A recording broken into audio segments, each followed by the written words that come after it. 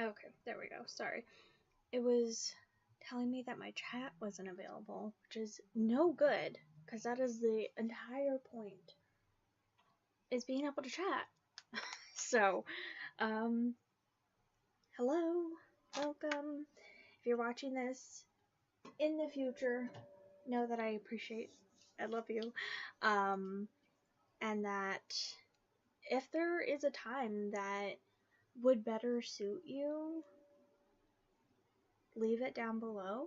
Let me know sometimes or one time that maybe it would work better for you, and maybe I can see if I can stream that time instead, because I miss streaming, I miss the book conversations, I miss talking to everybody, so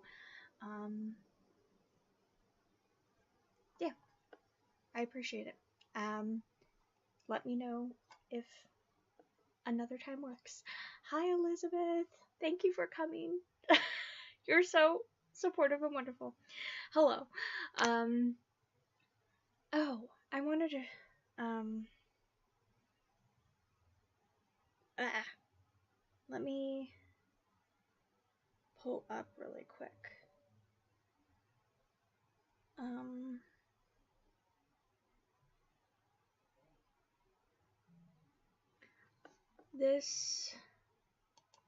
Sorry, going back to something that you mentioned last week, that book, Magic Mushrooms. The book that I was thinking that you were talking about was this book, The Magic of Mushrooms, which is on my TBR, but I haven't read it yet.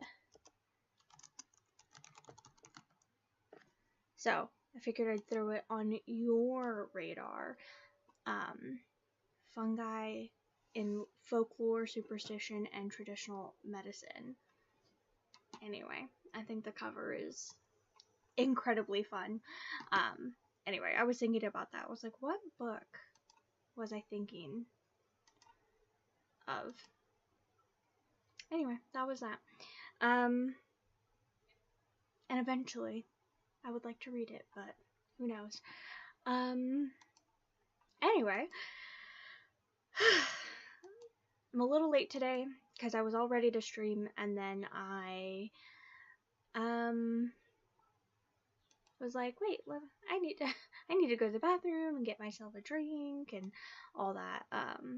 So took a little bit longer, but I figured I would today update my I figured you might. Yeah, the author, in case you didn't catch that, was Sandra Lawrence, The Magic of Mushrooms. And the author has another book, too, that looks really good, that's also on my TBR, called Witch's Garden, Plants in Folklore, Magic, and Traditional Medicine. So, very interesting. Both are on my TBR. Both are on my radar. But I figured I haven't updated my Goodreads in a couple weeks, I think. I'm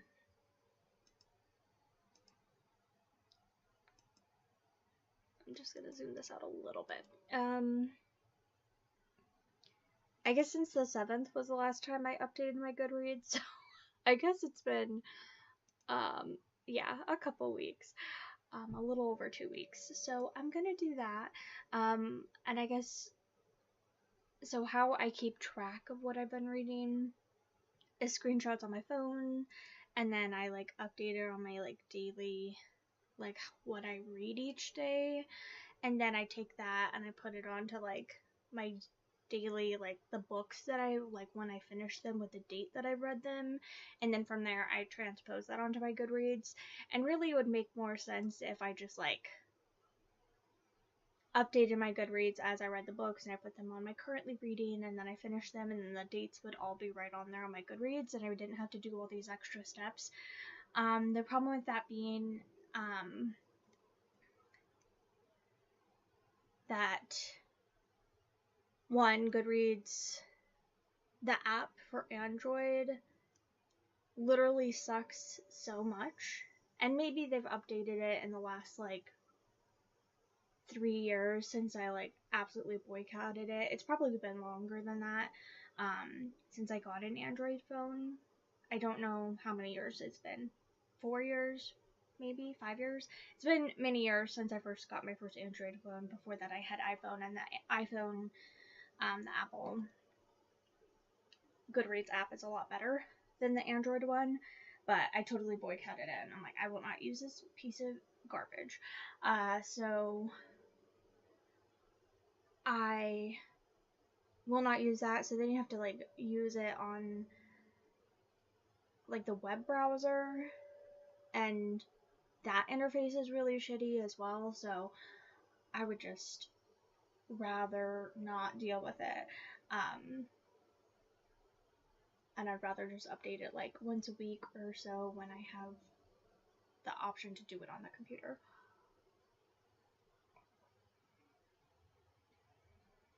So there's that. But first, where did I get to? I'm reading a couple books right now.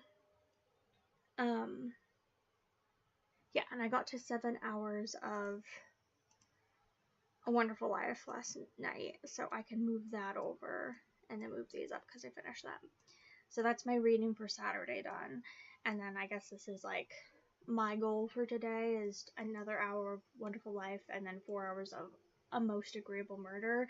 But technically I would like to get to a little bit more of like Mondays because I kind of set this all up yesterday. And I'm already ahead. I already finished 2 hours of 2 hours extra of something else. Anyway,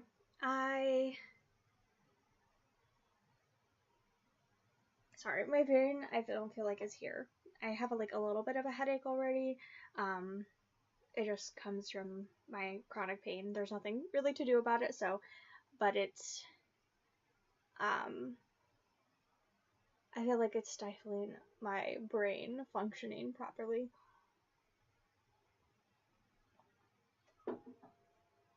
I'm being coherent with sentences, but we'll get there. The Remarkable Reefs of Cuba sounds wonderful. And The Science of Agatha Christie. I've literally only read one Agatha Christie book.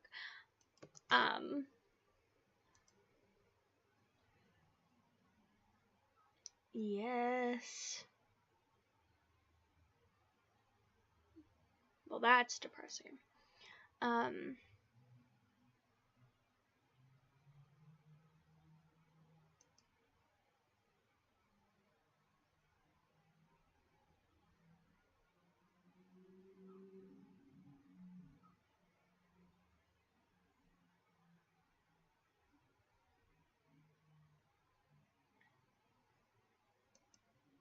For sure adding that.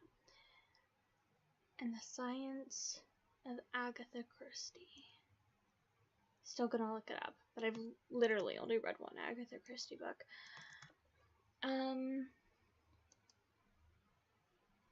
Oh, that's so cute. It even has her little signature.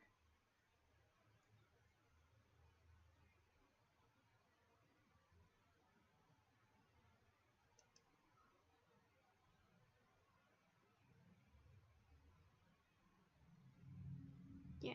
I feel like this is not the book for me to read because I feel like it would probably just spoil me all the books that I haven't read. But I feel like if you've read a lot of Agatha Christie, that sounds super fun. Thank you for sharing those. Definitely adding the Coral Reef one. I'm currently reading, it's a little bit connected, not really, but I'm currently reading Wonderful Life by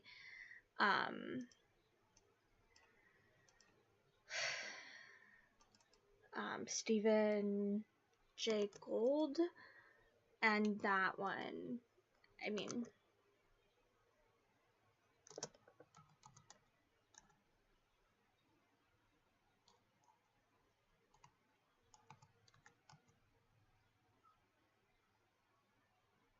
there we go.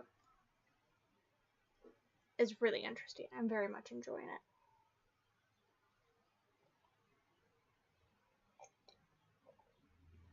The Burgess Shale.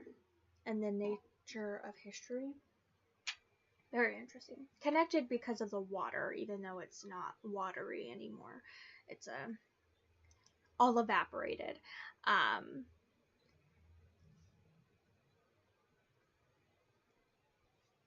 That's the only one I've read, is and then there were none. And I read it when, that's honestly probably one of the first like mystery books I've ever read. I read it in 2016, and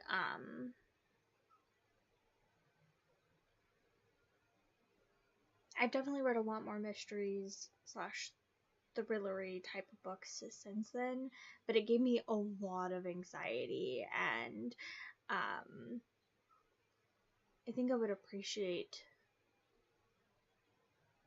it more now, because I still gave it 4 stars. I still really liked it and I was impressed by it, but it was just not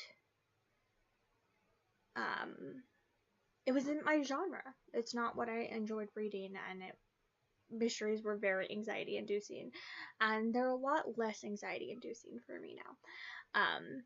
Wonderful Life, The Burgess Shale, and the Nature of History is really fun. It's very dated, as you can see. It's from 1989, so very much, if you're gonna read it knowing that it's from 1989, and he's talking about all these like really cool discoveries that they made in the 70s and the 80s.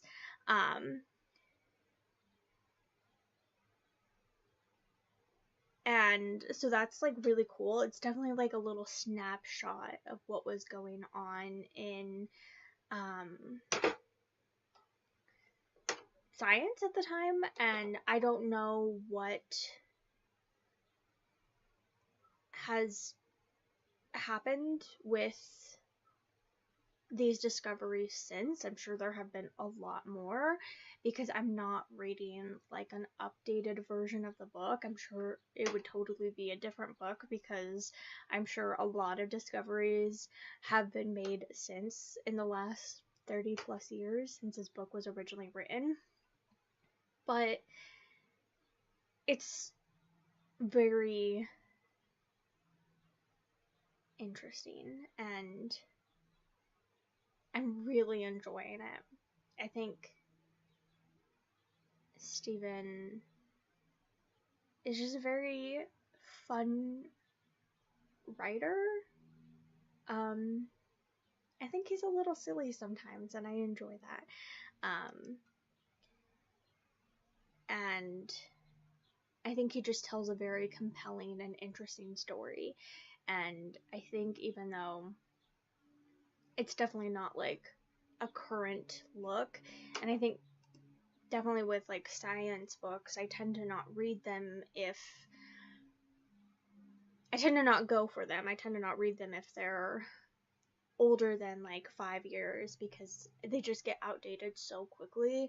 With this one, it just got put on audio, so I was like, I wonder like what it would be like, and it's just so firmly set in its time. It's just like very, very interesting, and I'm still learning a lot, and it's just like the discoveries that they made in the Burgess Shale were just like so changing for science, and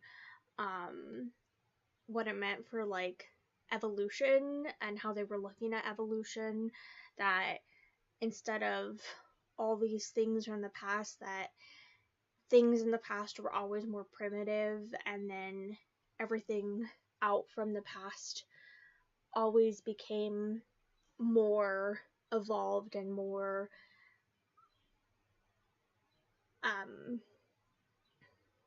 nuanced, and more like better, and more just like everything was more evolved in the future.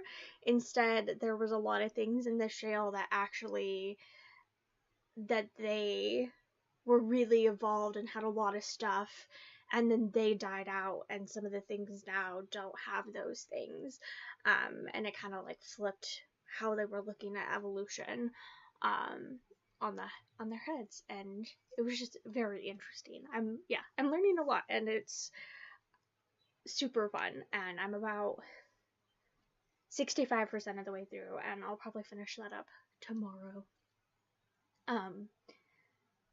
When I started it, I just got instantly sucked in. I was cross stitching and listening to it, and I was just like and just like zoned out for 3 hours because he's just like telling you this like wonderful story.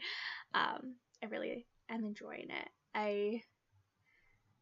But again, I would love to read a more modern version of this too, of like written in the last like 2 or 3 years. It's like everything we've learned about the Burgess Shale since the 90s. Like, what have we learned in the last 3 decades? Anyway, sorry. It was the first book you ever read by Agatha Christie as well. I think it tends to be a lot of people's first books.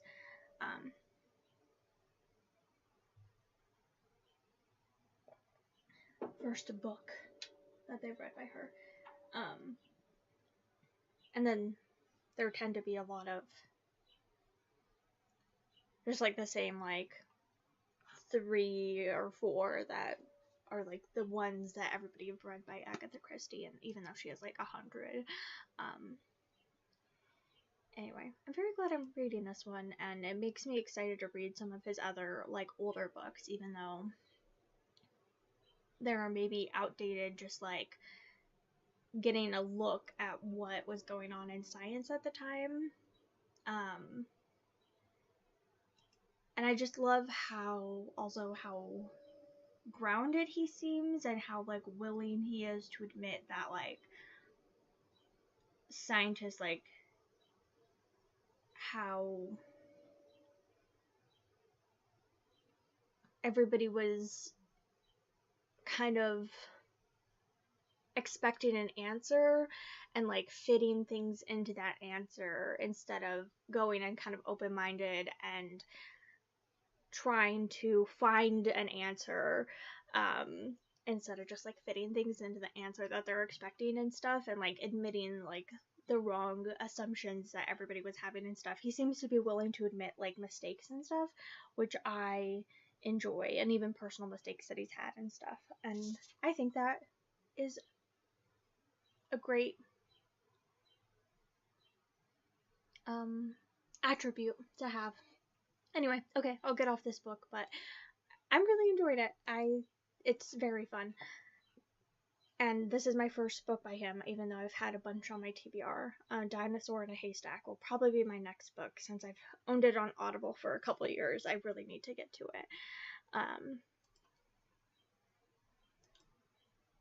Okay. So I'll probably finish that up probably tomorrow. And then I'm reading A Most Agreeable Murder, but I'm only like 2 chapters in, and thus far I am not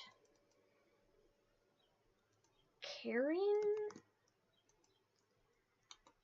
I mean, I'm only 2 chapters in, so like I need to give it more time. But if we were just judging off the first 2 chapters, I'm not entranced by it yet.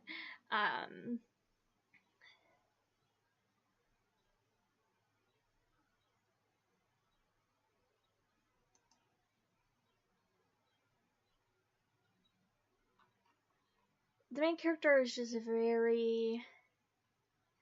And this isn't bad. I've really enjoyed other characters that are also like this. But she's just very daydreamy and very... I don't know. Not very grounded.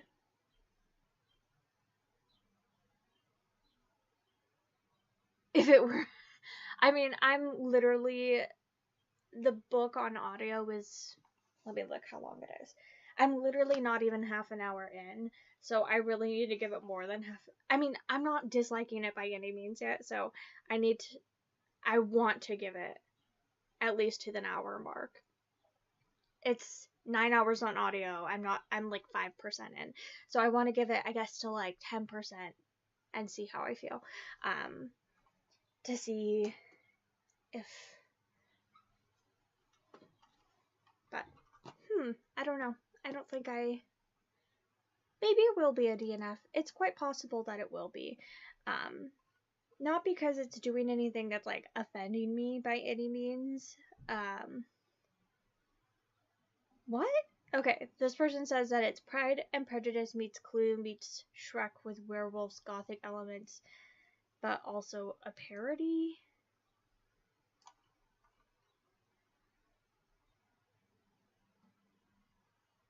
Okay, interesting. And I really like this cover.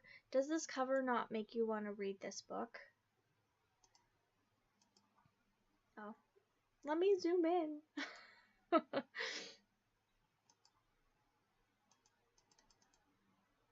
Look how fun that is. There's like little frogs and it's just and a sword and a cool manor and okay. Anyway, I think I mostly want to read it for the cover, but we'll see. I wonder what this author. It's the first book by this author, so there's also that. Okay, now let's actually get to updating my Goodreads. So the last book that I actually put on my spreadsheet with the date that I finished was the 12th. So I can go back to the 12th and see the last book that I finished. Okay, so then on the Friday the 14th, I finished The Twisted Ones.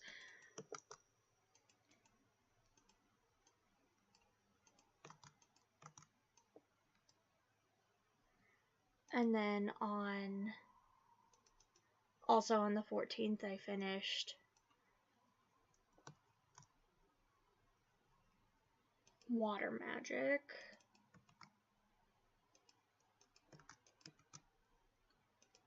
And then I also finished Love, Laugh, Lich. So that was a very strong reading day for me. I was just pounding out those books. On the 15th, I finished Kissed by Magic, which was super fun. I'll get to that once I pull it up on my Goodreads. So I finished another book on the 15th. On the 16th, I finished The Crane Husband.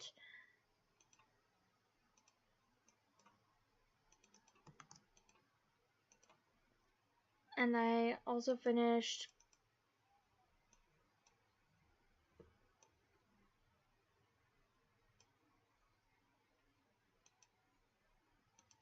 Blackthorn's Protection Magic.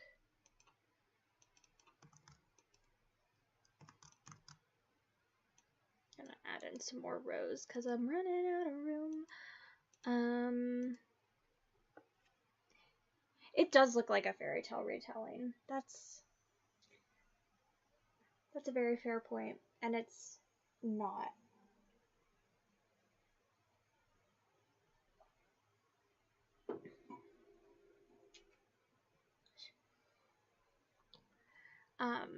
She's like reading. There's like someone who posts his mystery solving in a newspaper. It seems to me like it's probably fake. Like it's a publicity thing that he's just like solving these mysteries and writing them, but they're all fake. Is what it seems to me in this first half hour of the book that I've read, so who knows if it actually is. But it feels like very Sherlock Holmesian, where it's like somebody's writing these little mysteries or whatever, so she's reading them and she's very obsessed with these mysteries. And so she's reading the newspaper frantically every day, like trying to solve these mysteries and stuff. And that's basically all that's happened. But she's like, I don't know, very like daydreamy and flighty and silly. Which, fair enough. But, okay, Monday the 17th. I finished Spells for Change. Elizabeth, are you good at Google Sheets? Like formulas and stuff? It's okay if you're not. But if you are, let me know.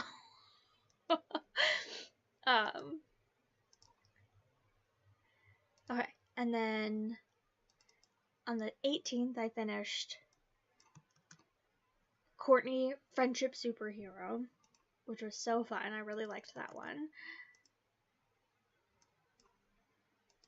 And then didn't finish anything on the 19th, but on the 20th, I finished Goblin Mode.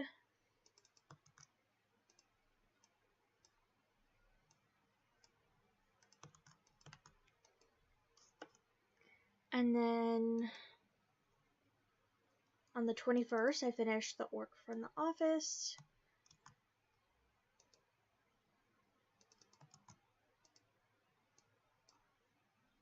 On the 21st, I also DNF'd Fourth Wing. And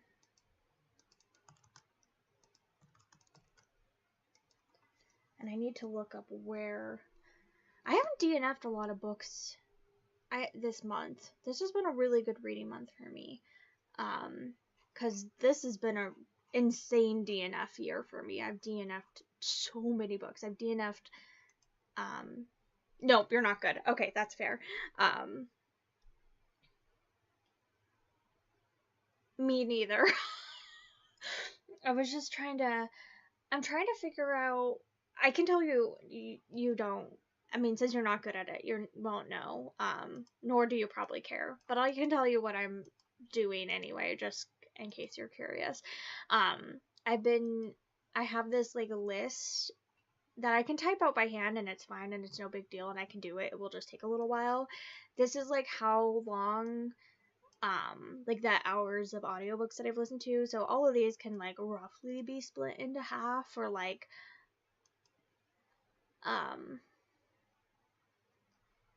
well, I listen to a lot of my audiobooks at like 1.75 or 1.85, so it's not roughly in half, it's like a little bit less than half. So like the 10 hours isn't actually 10 hours, it's probably closer to like 6 hours that I spent reading. You get what I mean. Anyway, that I spend each day. And this is for like my cross stitch, and that correlates to this because I have it all written out that like each day how long I spent. And I was just wondering, I'm sure there's a way to do this with the formula that I can grab how many are on each cell and just like pop it over into that one. I'm like, that would be awesome, but I have no idea how to even like look up that formula, because that's normally what I do is that I'm like, how to like calculate this in Google Sheets, and then it will like tell me a formula that a smarter person has come up with, but I don't even know how to even look that up. So, but I can do it by hand, and it's not a big deal, but I'm like, not having to do it by hand and it auto-filling it would be very nice.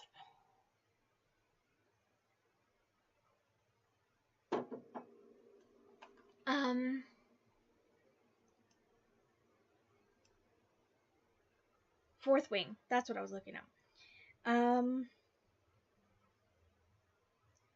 Fourth Wing, 12%.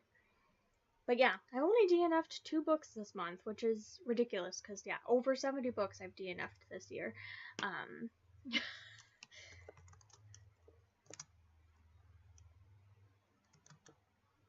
So that was good. I'm happy with that. And then My Murder. There we go. So I'm pretty happy with that. And then My Murder I finished yesterday, so a good amount of reading since I last updated my Goodreads. Okay, so now I can update it. And I also have my story graph here because I need to update that too.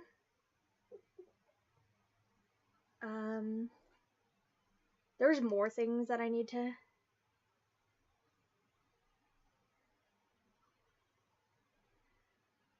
copy and paste it, but I don't have it.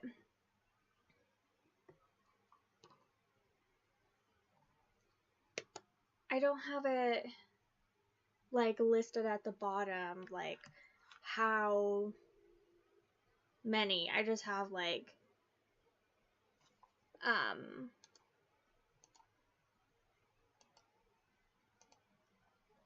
just like this, and I listened to 4 hours of this and 2 hours of this and 4 hours of this and 3 hours of this and 2 hours of this and stuff like that. I don't have it like listed at the bottom, so copying and pasting it into like my total hours over here.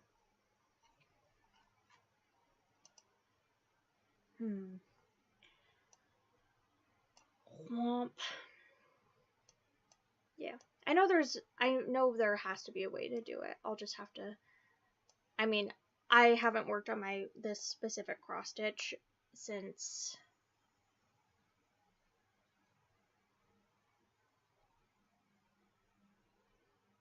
like January, so that's okay. I'm nowhere near needing these stats because I have the stats through January or February on my little like list here.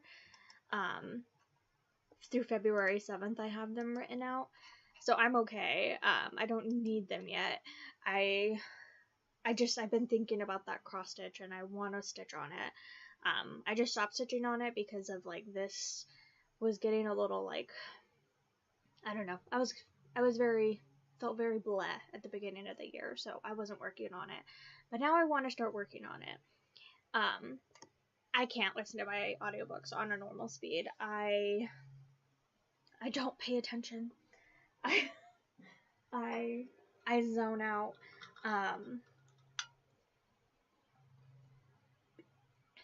I listen at the speed that makes me pay attention, and that is the most fun for me. So that's usually somewhere between 1.75 and 2 speed. Rarely do I go above or below that, but sometimes if it's like a nonfiction or if it's like a really nostalgic book, like a reread, sometimes I'll go below that into like the 1.6 speed. Or if it's a book that like I don't want to DNF, I want to see how it finishes, but also I'm kind of ready for it to be over. Sometimes I'll speed it above 2 speed, but very rarely. But yeah, usually like 1.8 or 1.85 has been like my sweet spot recently. And if I have it below that, I just stop paying attention. I just like my mind will start to wander. I'm not getting stimulated enough. But yeah, nonfiction, like my Stephen Gould book, I've been listening, I think at 1.7 or 1.75, and then my Murder is the last book that I finished, and I listened to that at 1.85 speed. So I'll just switch back and forth the speed when I switch back and forth between my books.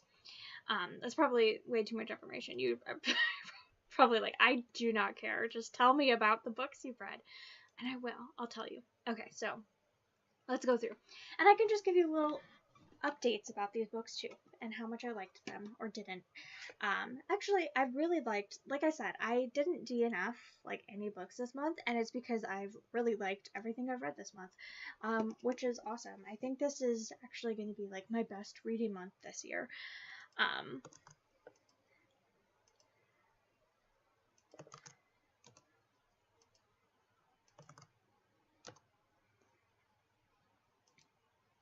Okay.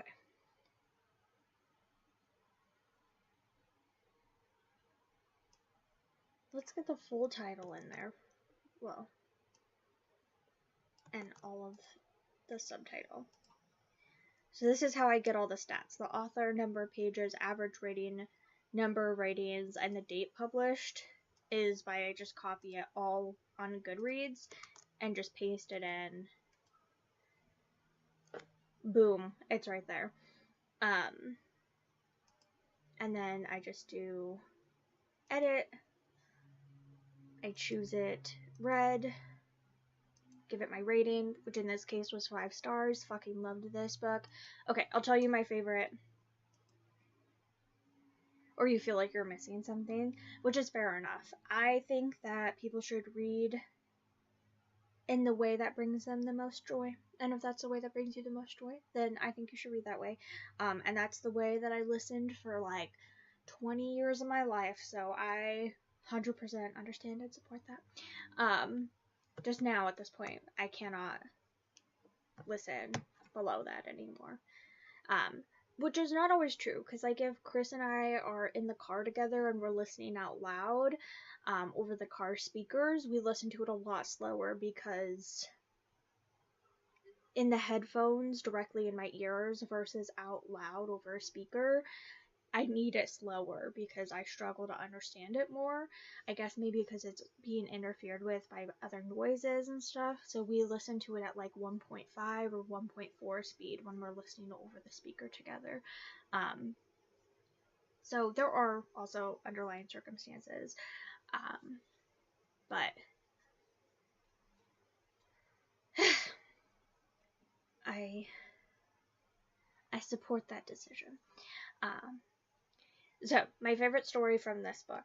So, one, I just loved this. Plants have so much to give us. All we have to do is ask Anishinaabe botanical teachings. Oh no! I didn't mean to close out of that. I hope that's saved. Oh, wait. I need to put in my date. Anyway, so let's do that really quick, too. Which I finished on the 9th. Beautiful. So, this...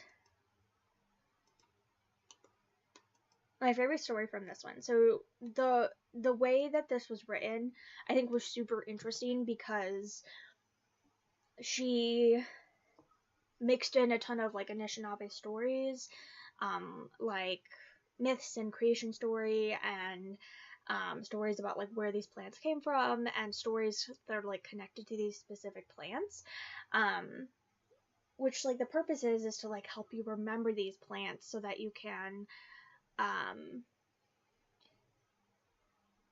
so that when you like see them in the wild or you need them for something, that you can like remember them. And it like it works because I mean it's worked for her, that she will have been told a story about a plant and then like 30-40 years later she's like, oh yeah, I can remember about this plant because of this really engaging story about it.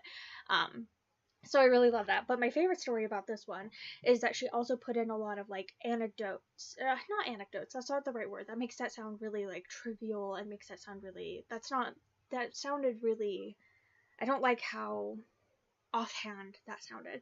But she puts in a lot of stories from people that she's helped or that her mentor helped and stuff like that.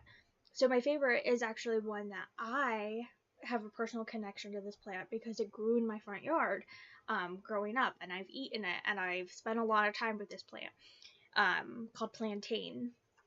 And it's like a weed, and it's everywhere.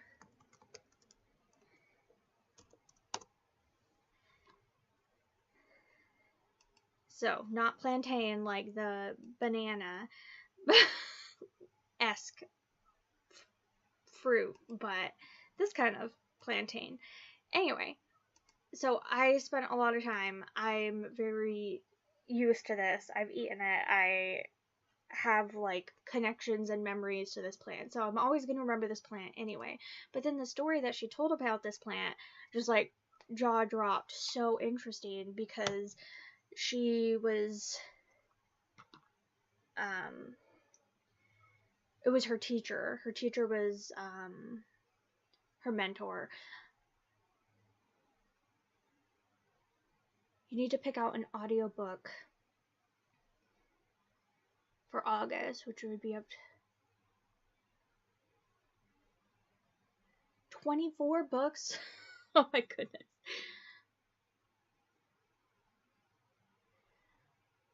Uh, I love pick TBRs. Um, are you wanting recommendations? Or are you like, just like putting that out there that you're, because I will give recommendations if you want them. Let me know. Because I read all audiobooks, obviously. Although this is one I would recommend physically, even though I really enjoyed the audiobook. I feel like there's stuff in it that would be better stuck in my brain if I had like the physical book to look at. Anyway, so her teacher was like teaching a college course, and about plantain and about a bunch of different plants. And with plantain,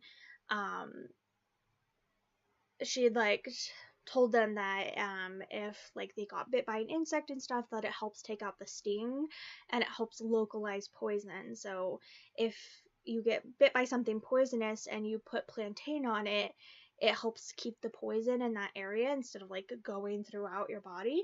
And so like if you get bit by something and there's plantain near you, chew up the plantain to kind of get the stuff out and then slap it on that bite. And so she's just like in her office one day, and this boy that she had taught a few months ago comes into her office just like with a big like thing of oranges, and it's just like many thanks to you, and leaves. Many thanks to you, Keys, and leaves. And she's like, a healing happened, and she runs after him and she's like, what are you like, why did you leave those for me, like why thanks to me, tell me what happened. And he was like, well, you know how you told us all that stuff about plantain? He's like, well, after your classes and stuff, because he had been with her for the semester, he's like, after that, I was telling my mom about that, and I had specifically told her, because he had learned about a bunch of plants from her, obviously. He's like, but I told her about the plantain. And then after that, she went to her garden club meeting, and she got bit by something in the middle of the garden club during a lecture, and she wanted to be able to finish out the lecture, and so she didn't see what bit her, but she like looked around, there was a plantain right there, so she like chewed it up, put it on the thing, and was able to keep going through the thing. But afterwards she got home and she felt kind of tired and weird. She found another plantain, put more of that on, and took a nap. When she woke up, she still felt really off and really like just like really gross, so she went to the hospital afterwards. And the doctor was like looking at the bite and was like, were you at the garden club today? And she was like, yeah. And he's like, did you get bit by the spider?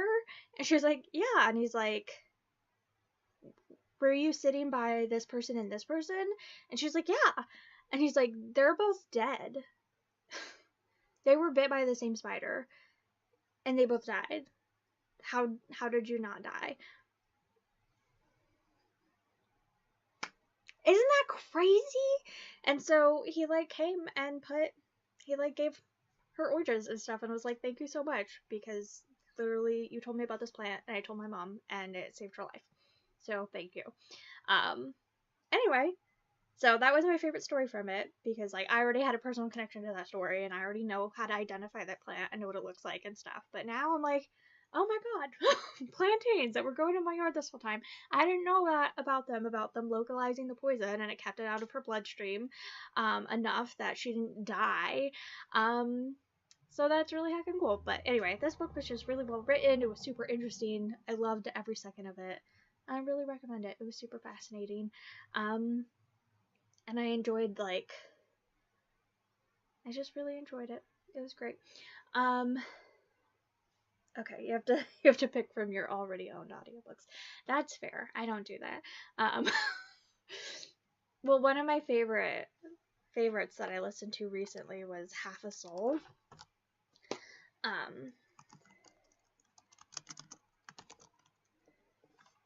by Olivia Atwater. This one was so fun, and I also read the sequel recently, so that's the one that I keep looking at, that I'm like, oh, this was so fun.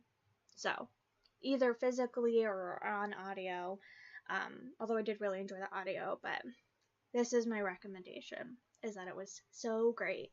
It's like Regency, fantasy. It's really good. This is my recommendation. So anyway, there we go. That's my. Okay, and then I need to mark this as read on here, on Storygraph, and add my read date as the 9th. Yep. Anyway, this book was great, and I loved it, and I just think the way that the stories and everything was. Oh, you already read it. Okay, well, you should read the sequel then. Did you read the sequel? 10,000 Stitches. Did you read that? Because I really loved that one too.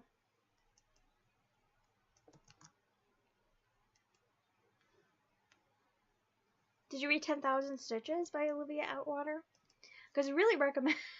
Okay. Okay, well, that's what I recommend then. Although you can read it physically. I'm sure it's great physically as well. I personally liked 10,000 Stitches better, but I can see that that is probably wouldn't be the case for everyone. I can see where people would like the first book better.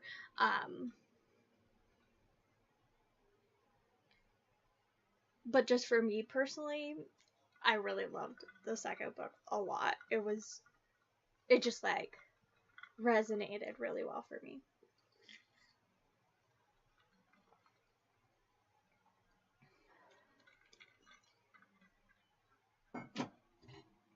Well, okay.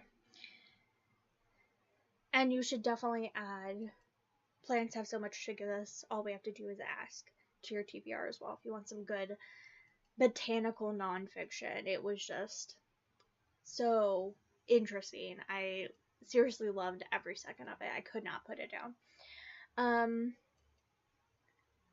One of my favorite books I've read this year.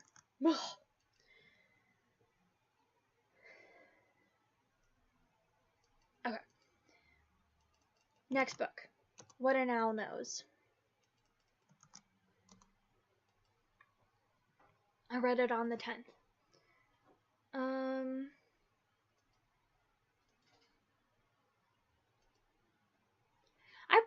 I did like this one, and it is, I gave it 4 stars, and it's my first Jennifer Ackerman, which I'm quite surprised by. Oh, it's not my first Jennifer. Never mind. I read The Genius of Birds and forgot. So there we go. Never mind. It's not my first Jennifer. Oops. I forgot I read that book. I thought I had. Okay, well, Birds on the Shore. Birds by the Shore is also on my list. I totally forgot I read this, so it was completely forgettable. When did I read that? If it was at the beginning of 2020. Oh, it was at the end of 2020. That's also fair. I was like really, really, really depressed right then, so my brain was not remembering. But I didn't love it, so that's also probably why my brain didn't remember. But I really liked this one. I gave it 4 stars. I learned a lot, but I didn't love it as much as I wish I would have.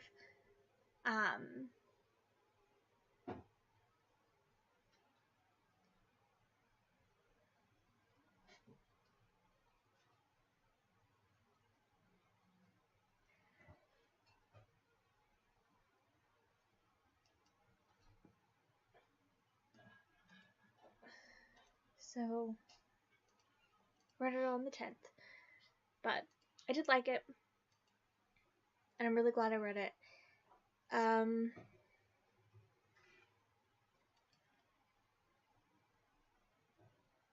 It just didn't, like, I guess, stick with me as much as some of the other nonfiction books that I've read recently. So there's that. Like the koala one that I read recently, by Daniel Claude. Loved that one. So good. And then I need to research this so that I can pull it into my thing. Although I am proud of myself for reading a 2023 release so soon. I've been trying to do that. Okay, I think I tried to read this book and I think I DNF'd it. Small Town Big Magic. But let me take a look. I'm pretty sure I DNF'd that one.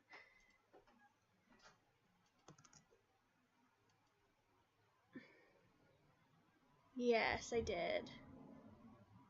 I DNF'd 7%, and I didn't say anything more than that. That was really early in. I think, is this the one with a bunch of ladies? Oh no, it's not.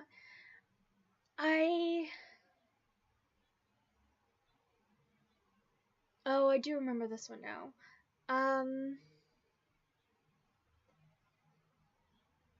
I don't remember exactly why I DNF'd this one. There's a good chance that it's because it was talking about, like, a lot of times with, like, modern witchcraft books, it's because they're talking about, like, white sage or sweetgrass or stuff like that, or, like, voodoo dolls or shrunken heads or things like that. And I don't remember if this book specifically did or not, but a lot of times with, like, modern witchy books, that's a lot of the reasons why I DNF them early. Because I'm like, eek! Or using Palo Santo, things like that, where I'm like, no thank you. Let's not. So that could have been the reason. Oh, that was really bad ratings. But it could have been a different reason I DNF'd it as well. I'm not sure why I did. I did really enjoy... I DNF'd this one too. I did not enjoy this one. I think I got further into it, The Witches of Moonshine Manor. But I really liked this one. Especially the first one. I think I gave 5 stars. Yeah, I did. I'm very excited for the third book to come out. Thank you for the recommendation, though. Did you really love them?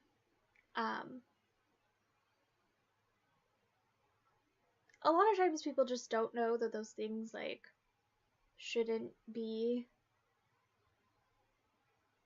I don't know, used if you're not of that culture, but they should be aware. And if they're going to be, like, writing about it, they should be aware. And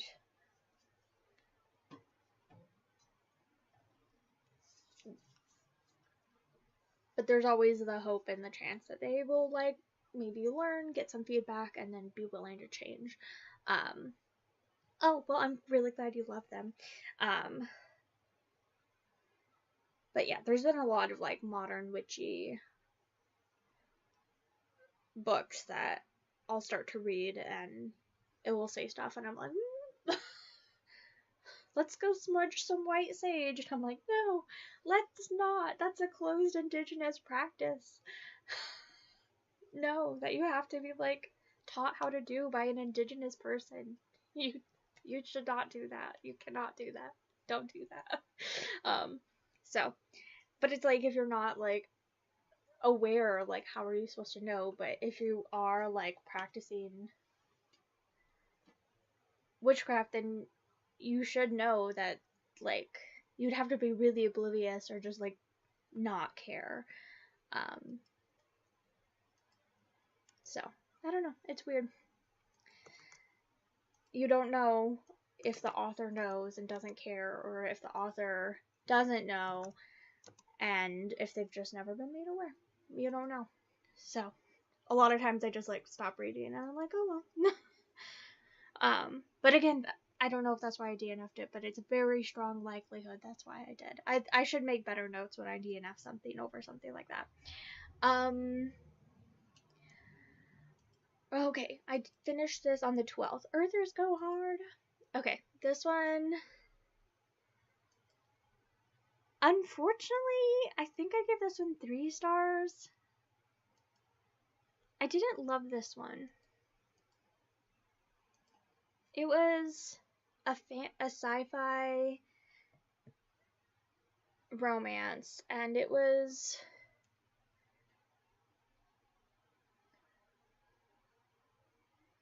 I don't know, it wasn't my favorite. It was funny, but I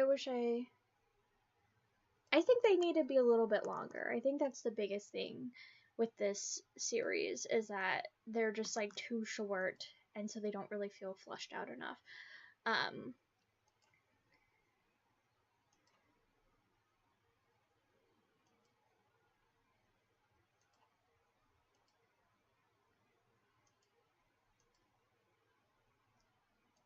But I do enjoy them. I haven't disliked any of them. But my favorite was the third one, the Spider Aliens Bite. But the other ones all got 3 stars. Like, I like them, and they're ones that I read knowing that they probably won't get like a super high rating, but I read them anyway because I just want to like turn my brain off and read like a fun sci-fi romance for a minute. Okay. So it's 120 pages because it didn't say on the Goodreads. So let's put that in. 120, and the release date was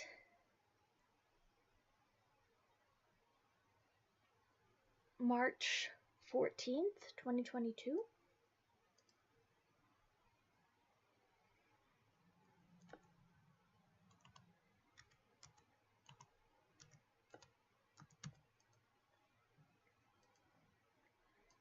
Okay, the Twisted Ones. I actually really liked this one, and I'm really surprised that a lot of people didn't like this one.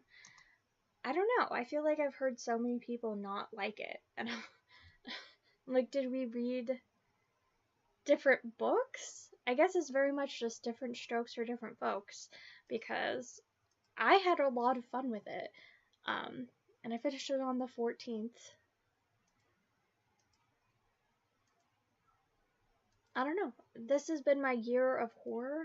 I ended up giving it 4 stars. And maybe, I don't know, if reading more horror would have like changed my perspective on if this was a great horror book or not, but I had lots of fun with it. Did I love it as much as the Hollow Places? No, but I still really liked it. But I feel like a lot of people like really hated it and gave it like 2 stars.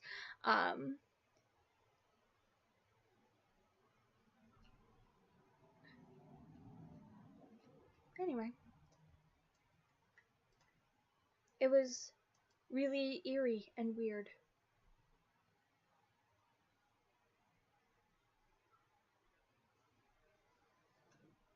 I've definitely read some strange books this year, way stranger than other years. This year and last year were the years that I was like, I'm gonna start reading horror, even if it scares the shit out of me. I'm gonna start reading it. And I definitely need to read more sci-fi horror because I love sci-fi. So I really like I really loved Into the Drowning Deep because of all the sci-fi elements. So I need more sci-fi horror. But this one, I don't know. I really love T. Kingfisher's just like this woman just maybe making some stupid mistakes and just like, I don't know, who really loves her dog and cleaning out this creepy hoarder house.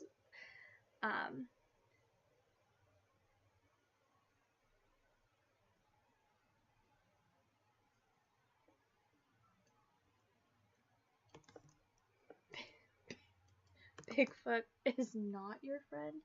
Oh no. It's not showing up. Let's try to look it up on Google.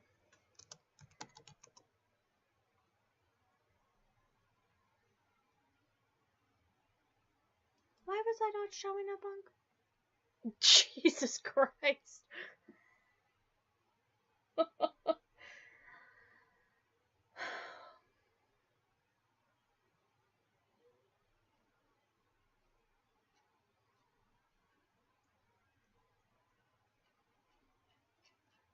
Oh no, there's no written reviews.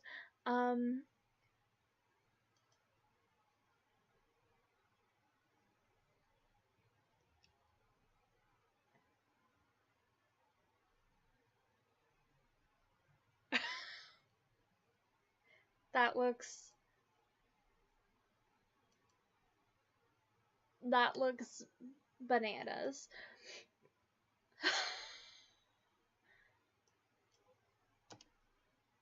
Oh my gosh. T. Kingfisher. I'm really getting there on having read everything by T. Kingfisher. Look at this. I still need to read What Moves the Dead. I tried to read it and I just wasn't in a good headspace and I want to try it again. So I need to read that one. But look at all these that I've read now. I need to read Minor Mage, Paladin's Hope. I'm very disappointed in myself that I haven't read Paladin's Hope. Bryony and Roses? I don't know. Bryony and Roses? Need to read that. I'm very disappointed that I haven't read that. And then a lot of these are like, I think harder to get a hold of and haven't had audiobooks and stuff, so I think right here is when they actually end. So I'm pretty fucking good. And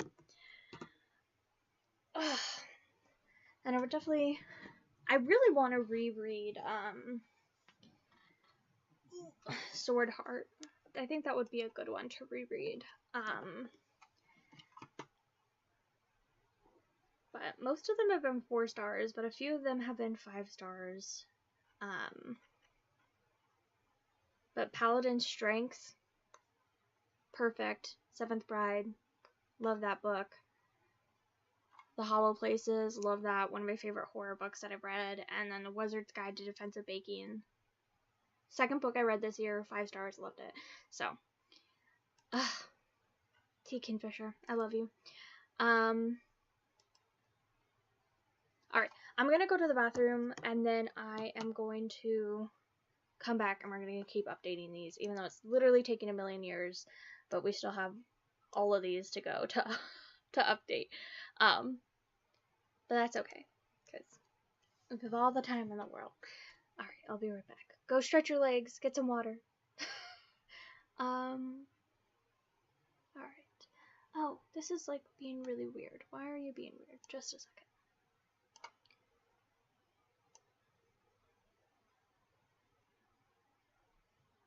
Oh. There we go. Okay. I'll be right back.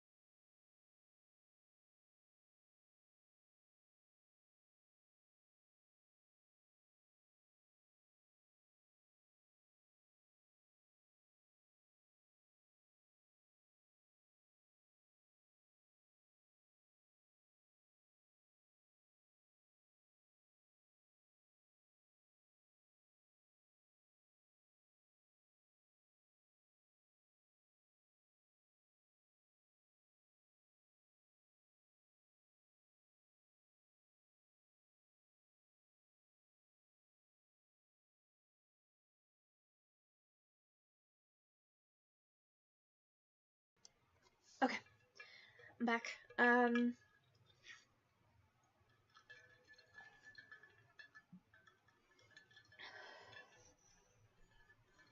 I really liked Nettle and Bone. I like the Hollow Places more, but the Hollow Places, I mean, Nettle and Bone, I wouldn't consider horror. Maybe some spooky elements, but it's just like fantasy in a spookier setting, maybe. But I really liked Nettle and Bone. I didn't love it. It's not like an all-time favorite, but I really liked it. But the Hollow Places, I just loved so much. I think there's only been a couple. I mean, Into the Drowning Deep and its prequel, and then the Hollow Places are 2 5-star horrors that I can think of. I don't know if there's been any others. Not that I'm thinking of off the top of my head, but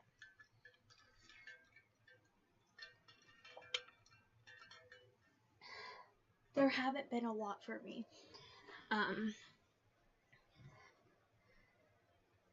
Let's see. Sorry.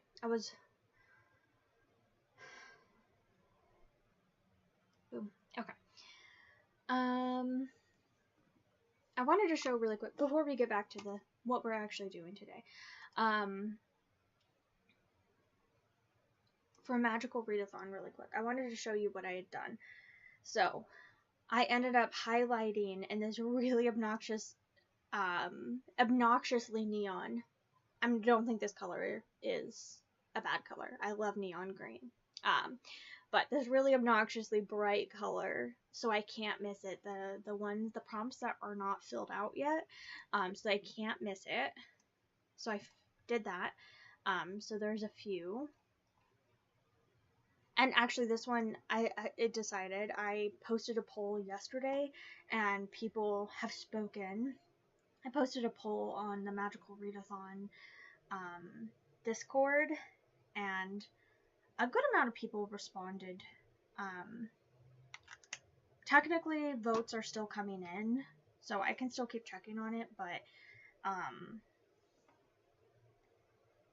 there were 12 votes for one book, 7, 6, and 7, so basically one of the books has double the amount of votes that any of the other books have, so I think that one we can pretty safely say that is gonna win. So I can add that one in. The books that I put on, I can bring up really quick. So instead of going for books that were in the same amount of ratings on Goodreads, none of them have a ton of ratings, but I just went for books that have the same, that were by trans authors, or were on my trans TBR list.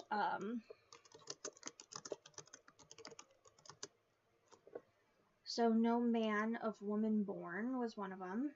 This one only has 673 ratings. It's short stories, queer, fantasy. A Country of Ghosts by Margaret Killjoy. I was kind of hoping that this one would win. I mean, I wanted all of them to win because I want to read all of these books, but this one has 779 ratings. Fantasy, fiction, science fiction, queer, politics, LGBT, speculative fiction are the genres. I just heard really good things about this one. Dead. Ugh, I kind of wish this one had won too. I didn't wish that any of these didn't win. I wanted all of these ones to win. Because they're all my TBR, and I have heard really good things about all of them. Dead Collections, by Isaac Fellman. Fantasy, queer, romance, LGBT, vampires, trans, Love this cover so much. Love this cover so much. And then the one that did win, that has twice as many votes as any of the others,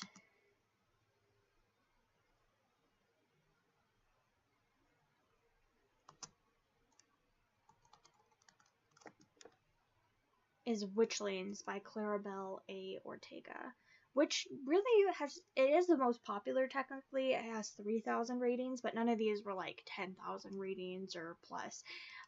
But this is the one that had the most ratings, so this is the one that won. So let me put this on my thing here. So Witchlings by Clarabelle A. Ortega. I'm so excited to read this. I love the cover so much. Let's look up, oh.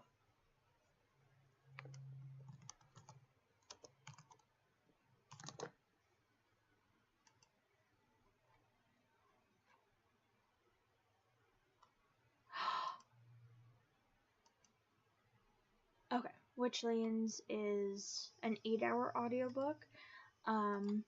So I can put that. Oh, boop. Sorry, I brought up something different on my page. Close. Piss off. What is happening? Thankfully, you're not seeing any of this, but Microsoft Start. Fuck off. Okay. So I went through and I added how many hours the audiobook is, if I'm gonna listen to it on an audiobook, how many pages the book is, regardless of if it's an audiobook or a physical book, and then how many pages the physical book is if I'm reading the physical book. So if I'm listening to an audiobook, I just put little dashes. So here I can put that it's 334 pages. And then I'm just going to put a little dash. And I know this is on Libby. And then I went through and I put where they're from. So this one on Libby, I already have it checked out. These ones that are in blue, I already have checked out. I checked out a few of them yesterday when I was going through on the list, because if my library, I'm logged into quite a few libraries on Libby. If Libby only had one copy, if there was only one library that had it and there was only one copy and only one copy was available, I checked it out right then because I wanted to make sure I had it. But if multiple libraries had it, then I just marked it in yellow because I knew I could come back to it and grab it pretty easily. And then there was one of them that only one of them was available. I mean, only one library had it. A bunch of libraries had it, but all of them had wait lists for it for Confessions. So I placed it on hold for a couple of them. Hopefully it comes in time. Otherwise, I'll have to find a different book for a book with a chair on the cover.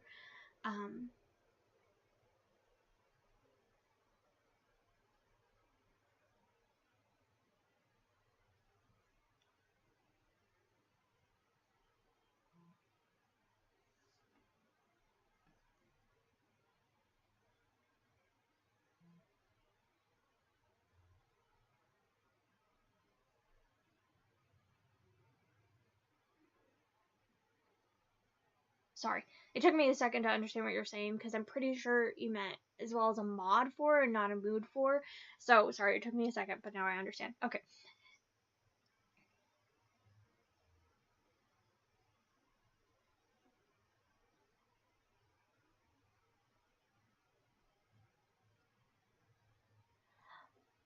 That is so lovely. Thank you. I guess a good place to send me a link would be on Instagram. That's kind of where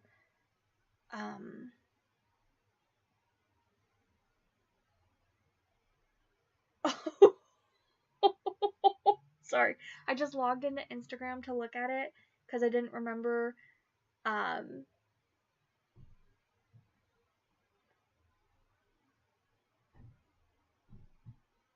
because I was making sure I remembered my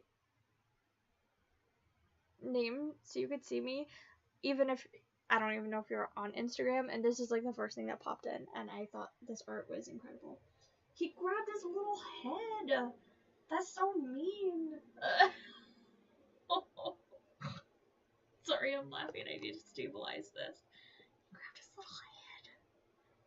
How great is this art? The artist is...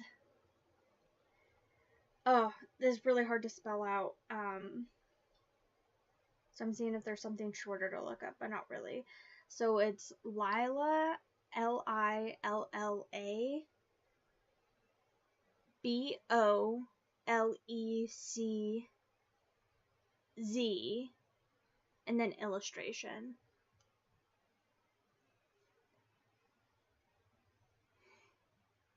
That is so great. Oh my gosh. She just posted that like 4 hours ago, and I love it. Look at his little mischievous face, and he's like, haha, I got your head. Okay. Anyway, so going back, Giselle's Garden. That would be a good place to message me anything. I guess I'd be most likely to see it on Giselle's Garden on Instagram.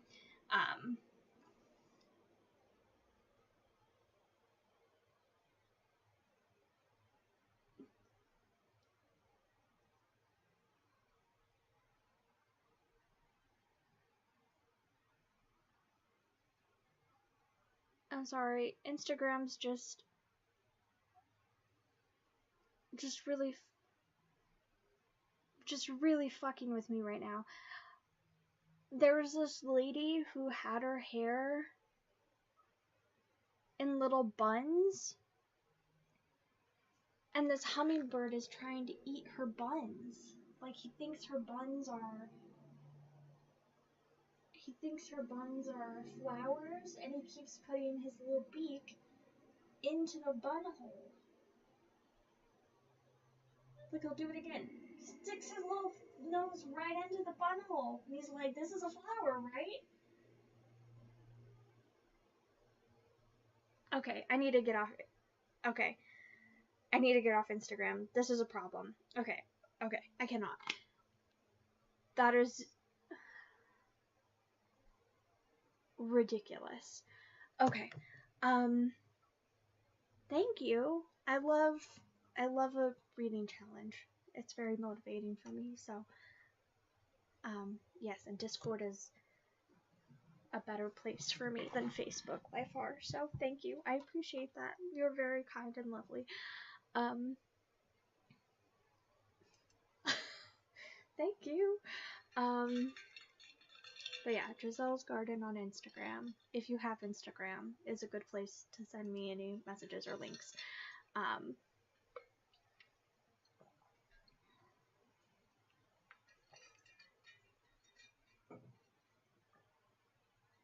I cannot with that little hummingbird. That's so sad. He just wanted this little so anyway, so these 3 columns all added up together at the bottom here let me know how much I have as like a total for the month, and then underneath them, so this is like the summary of each of those added together, and then this is them divided by the days. My 34 reading days that I'm gonna have, because she gave us 3 extra days at the beginning of July. So there we go. So I'm gonna have to read 31 physical pages a day, and then 7 and a bit hours of audiobook, not including all these ones that I haven't filled out yet. So I need to, it's probably gonna be a bit more. And this one I can close that one out because I finished it. Finished filling in the prompt, I mean. So we're getting there. There's only 4 more prompts that I need to find. Oh, and the other thing that I did for Magical Readathon.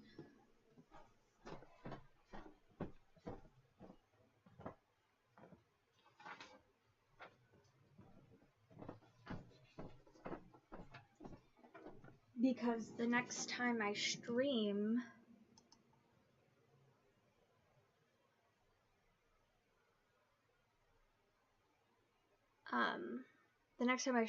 Magical Readathon will have started. It starts on the 29th. The next time I stream, I will have already started reading the books. So I printed out all the prompts, and I'm gonna cut these up and throw them in like a little jar. And then I have some wonderful little jars around here that aren't quite jars, but like stuff like this. So I'll probably use something cute like this. This currently has the same idea, but for like my current cross stitch project. So if I'm like, oh, know what to stitch on, I can pull it out, and then it's like, oh, you can stitch on this cute spooky little house. So I'll either steal one of those and move it to something else, or I'll do something anyway, or I'll find one of my other billion little containers. Anyway, so I'm gonna cut these all out and fold them up, and then I can kind of just pull them out. And I think I'm gonna, kind of like I said, I'm gonna focus on the O's first, and the Q's, and then the D's. So I'm going to, I think, put all the O's in one together, then all the Q's in one together, and all the D's in one together. Although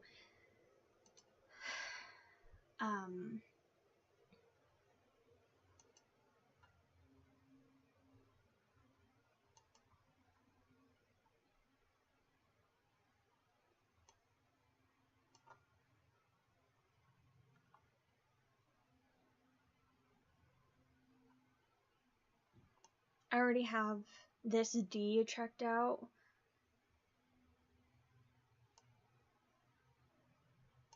Well, and this O and this Q. So this might be the first full one that I'm gonna go for, is I might just go for inscription and just do this O, this Q, and this D just like right off the bat in the first couple days, and just try to like pound that out. And then same thing as I already have this Q checked out because there was only one of those books at the library. So I might try to do the O really quickly and then do this Q and kind of read them in order, because that's something I don't typically do, and I think it will add an extra like challenge. And then, oh shit, I had books at the library to pick up yesterday. I was there yesterday for work, and I didn't pick them up. And one of them was Frog and Toad, which is fine. I'm gonna be there again on Tuesday.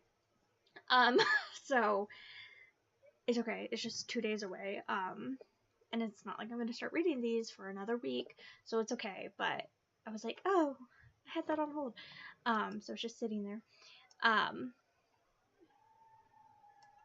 But I also have this one checked out right now, which I'm actually...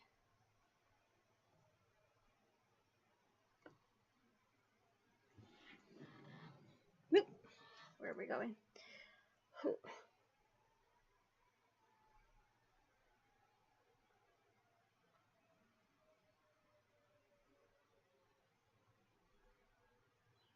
I might get to finish reading this one before the month is over. It's literally just in there as an audiobook because it was one of the books I don't think I'll get to before the end of the month, but I might, especially if I DNF my current read. So anyway, there's kind of the thought process, but I just wanted to update you on what's going on. And then when I plan out my reading, as I'm going to try to do 8 hours of an audiobook a day, and then like 50 physical pages a day, and just like go with that and see what I can manage. But I'm going to try to read them in order, and I think I'm going to have 3 little pots, is the idea. Or I'll just cut out just the O's, and then once I pull out an O and once I cross off an O, I can put the Q in, and then that can go into the rotation of I could read the Q next. I think that makes more sense rather than just like dwindling down my thing. That way I don't dwindle down my my list. My list will always stay the same amount, because I will have like I think it's 14 of these right off the bat. Alchemy, animal studies, art of illusion, astronomy, conjuration, demonology, elemental studies, spells and incantations, artificery, inscription, lore, psionics, and divination, restoration, and shapeshifting. Yeah, so there's 14. So I'll have 14 prompts, and then once I pull out the O and finish the O, I can put in the Q, and so then I'll still have 14 prompts. So I think I'll do that until I, finish. And start actually finishing some of them. Anyway, that's what I'm thinking. I'm really excited. I'm so excited. And yeah, that's where I'm going. So anyway, and I figured out where, all of them are from. So there was only one hoopla. I think most of them I already owned on Audible, or I could get through Libby, or I owned them, or a couple were from the library if they were physical ones that I didn't already own, but they were very easy to obtain. Okay, let's go back. I keep losing track. Your photo is a picture of a dog. Spooky. It was a border collie mix. Okay. That means nothing to me, but I hear a dog and I'll look out for a dog. I don't know dog breeds, so but you can just let me know that you're Elizabeth, and I'll know who you are. Thank you again for chatting with me. This is very fun. I really appreciate it. You're very kind and lovely.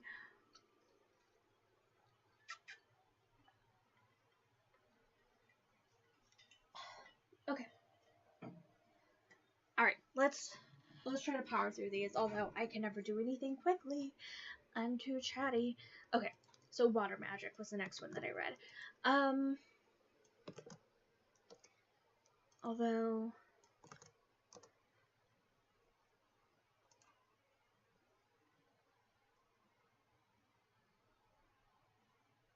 yeah, it was this one by Lilith Dorsey. And I did... Oh, it's not wanting to bring it up on this one. Okay, let's try that. I did enjoy it, but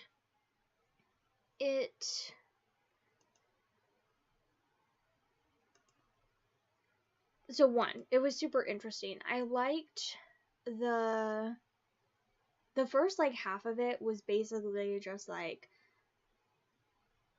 lore, the lore portion of water deities and spirits and different things like water creatures, naiads and stuff that are associated with water, and different deities throughout the world and their origin stories and stuff, and all of that was super interesting, just the information about that. But then when it actually, the second half of it is about practicing water magic, and a lot of that was use this voodoo magic and stuff, and I was not about that. I'm not gonna do that. So I would recommend the first half of it as a interesting bit, but then the second half of it, I think this is not a beginner. If you're interested in witchcraft, I don't think this is very beginner friendly, because you kind of have to know what is closed practices before reading, because it recommends you do a lot of closed practices. But it was very interesting, and again, especially the informational bits, I found very interesting, and I read that on the 14th. and I liked it. I'm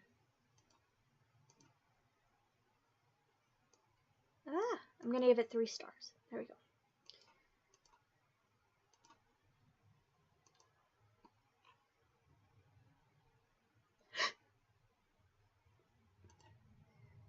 Okay. And then I have to research that so that I can pop in. There we go. Okay, Love, Laugh, Lich.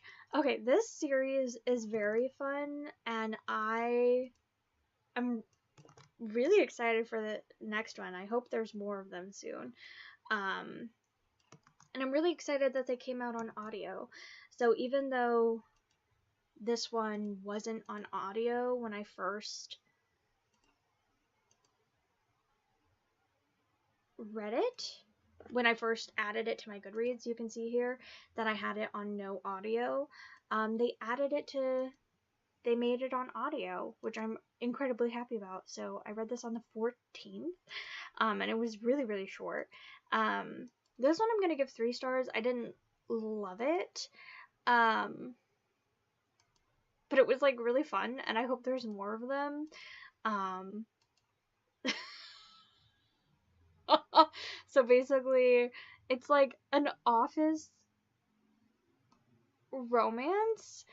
It's called Claws and Cubicles is the series name, and it's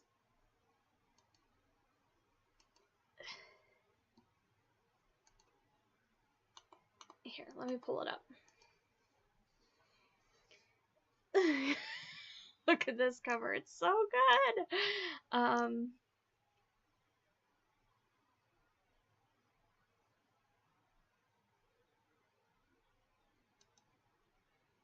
Okay. That would be spelling it wrong. Let me type it in for you. But also let me make sure exactly how I have it down.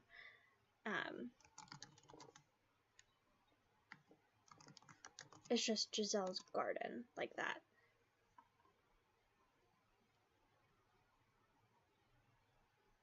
Yeah, but Giselle just has one S and an L and an E on the end.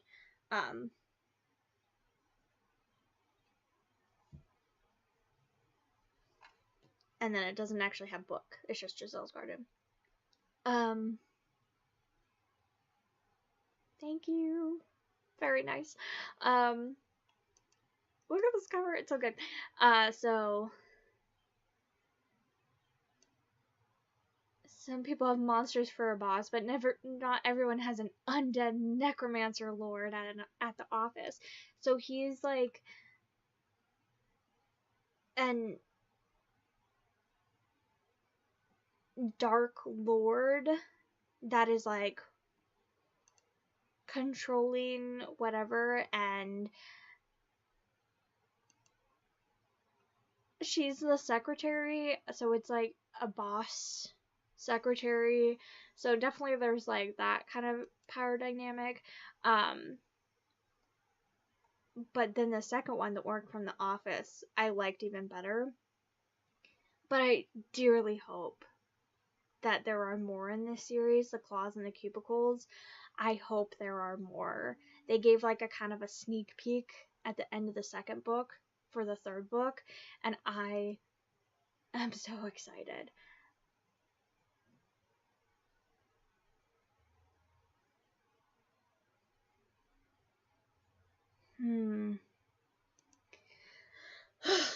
It was fun.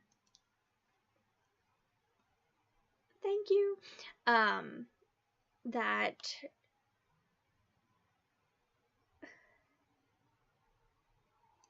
But yeah, I like the second book more, but I'll get there in a minute because I just read it. But Kissed by Magic. Okay, so this one was really fun. I really love Erica Ridley. I've been reading all her newer books. Why is this not coming up? That is so weird.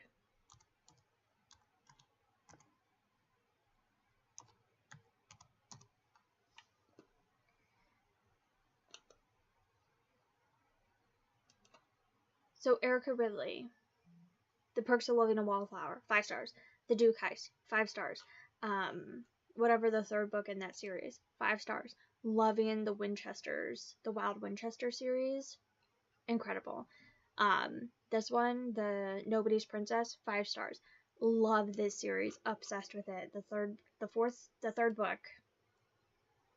book. I've read 3 of them. The 4th book comes out later this year.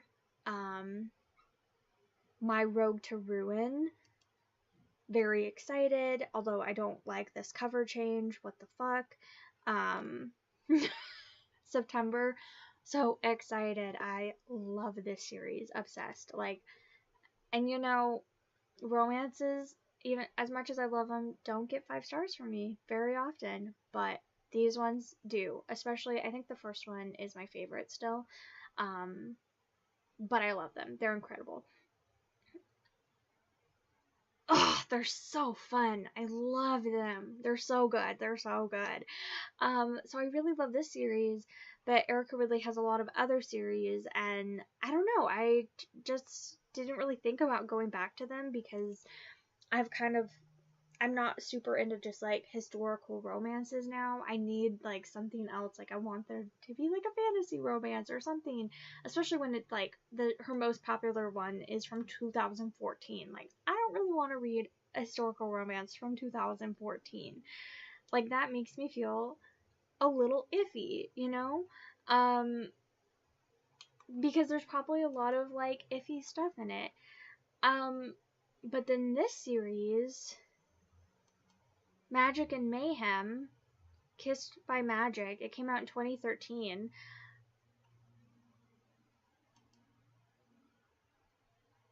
They like just came out with audiobooks for them, and I was like, well, I guess I'll try it because it's a fantasy romance, and they're not historical. It says it's a historical romance, but it's not. It's like anything more like time travel vibes, but it's not a historical romance. It's just straight up a fantasy romance. Like it's modern day. He has like a cell phone. I would not call that historical, but it's not time travel either. It's more like the Sleeping Beauty vibes.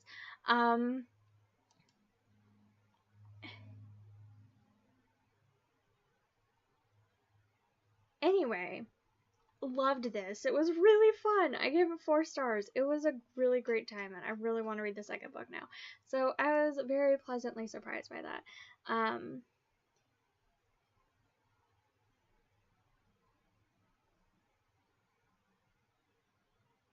Okay, perfect. Thank you. There we go. I see you.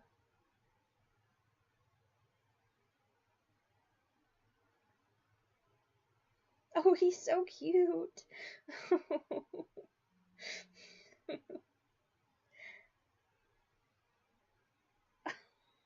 His little eye patch. What a cutie.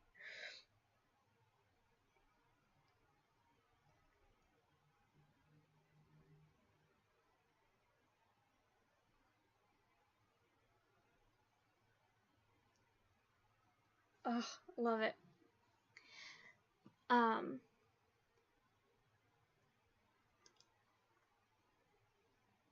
Anyway, so Kiss by Magic. I read it, and I was like really pleasantly surprised. I read that on the 15th, and it was great. I had a really fun time with it. It was super fun, and it's not at all what I was expecting. But now I'm seeing this, Too Wicked to Kiss, and I'm wanting to read that because I had a lot of fun with this other one, and this is like a gothic romance. So his touch holds her captive. I'm gonna try it. I'm gonna put my faith in Erica Ridley because she has not done me dirty yet. Because there's a lot of romance authors that even if I like one of their books, I'll try another one and I do not like it. So, I'm gonna give this book 4 stars. I had a lot of fun with it. I do think that it could be longer, but I understand why this one wasn't. There was a bit of a time constraint in the book. When did I say I finished this? The 15th? Okay, yeah, the 15th. Boom, boom. So, but I was like really pleasantly surprised by this. I saw it and I was like, I'm just gonna try it because Erica Ridley, and I've been really into fantasy romance, and it was honestly a delight. The Crane Husband. This is one that it didn't have an audiobook release right away, but they finally came out with the audiobook. I've been waiting for like almost 6 months, so finally they have it, and I was able to read it.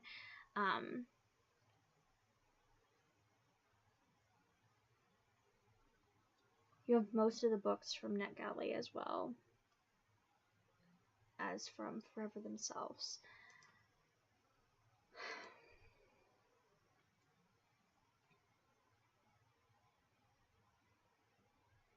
Oh, you lost her back in June? Oh, I'm so sorry. Ugh, that really sucks. I'm sorry. She was very cute.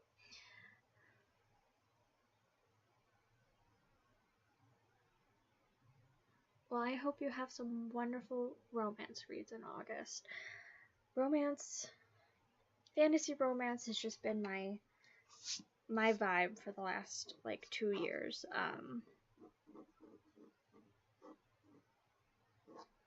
I just have so much fun with it. Maisie Yates. I've tried like 1 or 2 Maisie Yates, and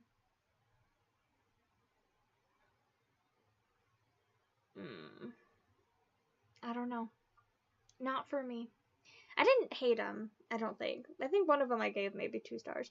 Wasn't my favorite, but it was also a novella, and novellas are like almost never good in romance. But 12 Dogs of Christmas. And then also,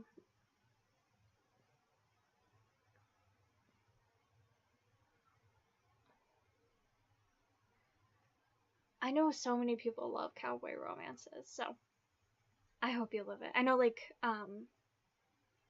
I watch a lot of Sarah from the Bookish Knitter, and she loves cowboy romances, and she reads a ton of them. So I'm hearing about them a lot, but the only ones that I've really loved that I've tried is I liked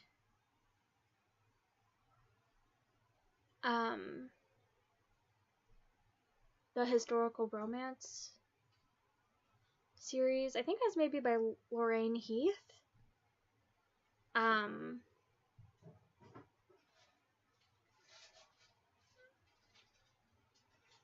But besides that, I don't know if I've enjoyed a cowboy romance that I've tried. Okay, The Crane Husband. I read it on the 16th. So I was really excited that I finally got to read this one because it didn't come out with audiobook on release, and I was like, that's really weird because Kelly Barnhill is like a really fucking big deal. You'd think that they'd have an audiobook right away, but they didn't. This book was really weird though, and it was really uncomfortable. It was an uncomfy book. I read it on the 15th. The 16th, on the 16th. I need to change that. I don't know what am I gonna rate this book?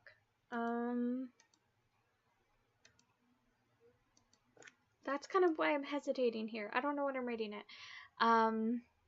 It's fantasy horror. Okay, so it is rated as horror, and I would agree with that because of how uncomfortable it was.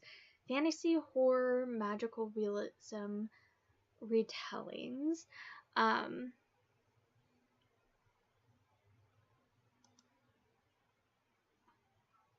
So it's about this girl that lives with her mom and her younger brother, and her mom is like an artist, and she like makes like tapestries and stuff. And she's like very flighty and is not good at remembering to like feed her children and like pay for the bills and stuff like that. And it's like futuristic. and they used to be farmers, their family, but now they're not farmers anymore because farmers don't exist anymore because they have like drones that take care of all the like crops. So they're still living on the edge of like this farm in this farmhouse, but now it's no longer a farmhouse because it's not actually attached to the farm. Um, and um, one day her mom brings home this like crane, just like this full ass like bird, this crane, um, and is like, "This is your new dad." Um, so it's very uncomfortable because like her mom, she like every night, the main character like hears her mom like having sex with the crane and stuff, and it's like very weird, and she knows that having a crane as a dad is like really weird, and she hates this crane, and it's like abusing her mom, and so it's definitely major content warnings for abuse and an abusive, neglective family, and it was really weird. So I didn't really enjoy reading it, but it was very engrossing, but I didn't really enjoy it, but I didn't dislike it either. I think I'm gonna give it 3 stars. I don't think it was for me, but also I didn't hate it. So yeah, it was really weird. It was definitely like very surreal, very, I don't know. And she's like, social workers like keep coming to the house to like check on her and her brother, and she's like trying to hide the fact that her mom's like pretending that she's married to a crane, and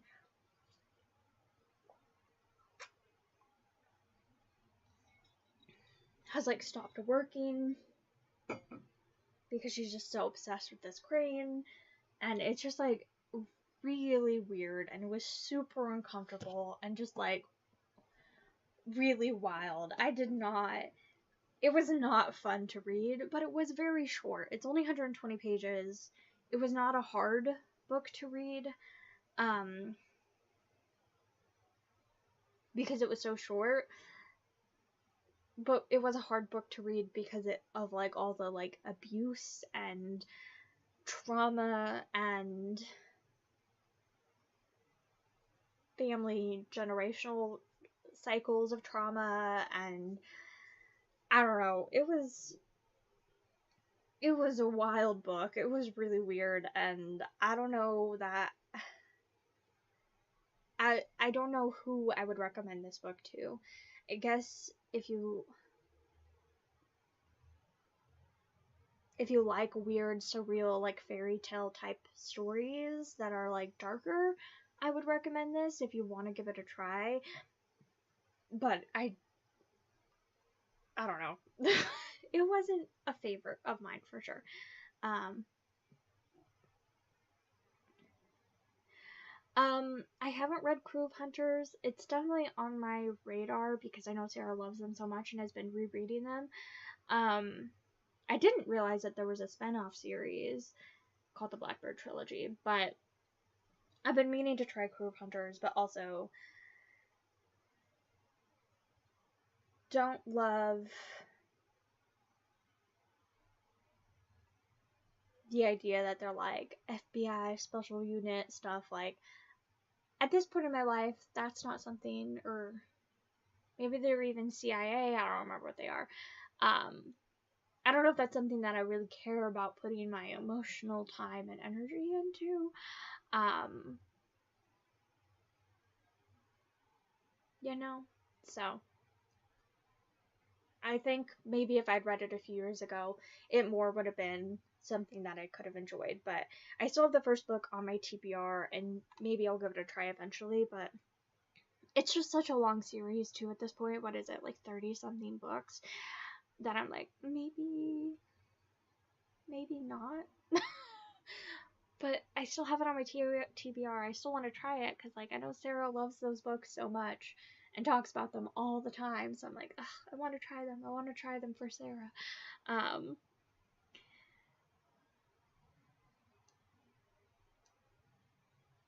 yeah, I hadn't even heard of that spinoff series of the Blackbird trilogy. Interesting. I wonder if I should just give this 2 stars. I don't know. I would feel bad giving it 2 stars though. And everyone else loved it. I think maybe I'm not nuanced enough to understand it. Oh.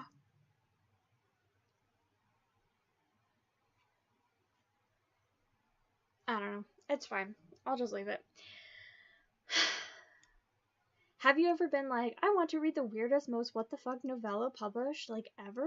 I got you. Anyway. And I really liked the, like, set in the future and, like, the more, like, futuristic technology and stuff like that.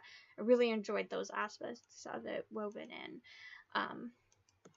Okay, next one. Blackthorn's Protection Magic. I really liked this one a lot.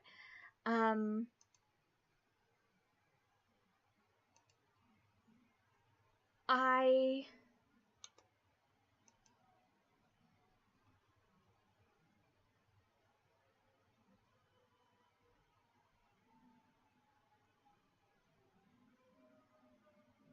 think I might have read through it a little bit quickly, and I would like to read through it again.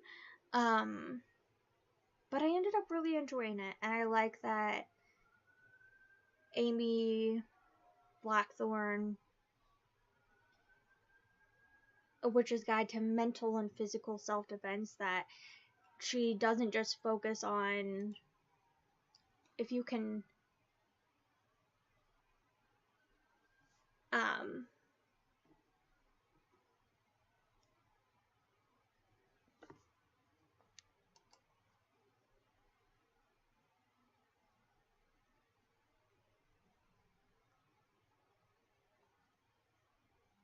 oh, that's awesome. I'm glad that they said that you were able to get those from NetGalley and Harlequin.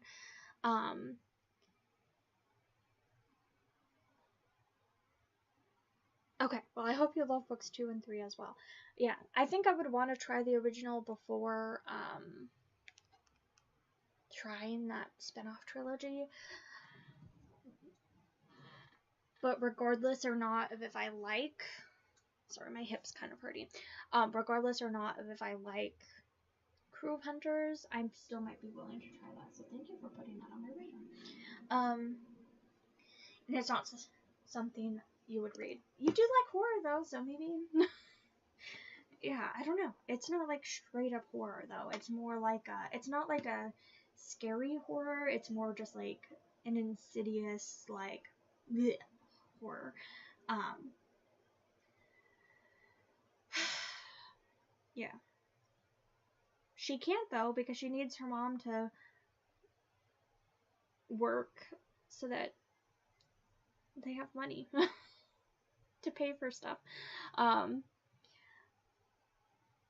like that this book talks about like physical stuff as well, and that it's very much like talking about all the physical things too. That it's just like after you do everything physical to take care of yourself, then you can turn to like other like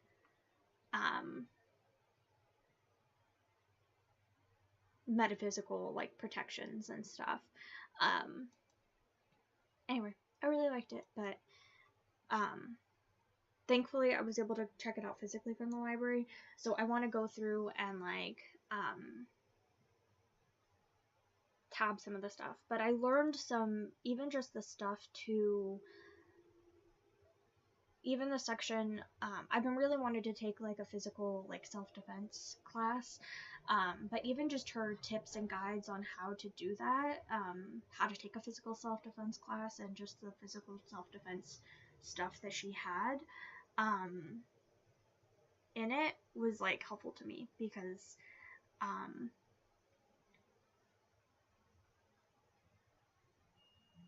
I guess I haven't kept myself like as knowledgeable as I should have and stuff with certain things. So even that stuff was just like really helpful and I appreciated it. What day did I read this? The 16th? Cool.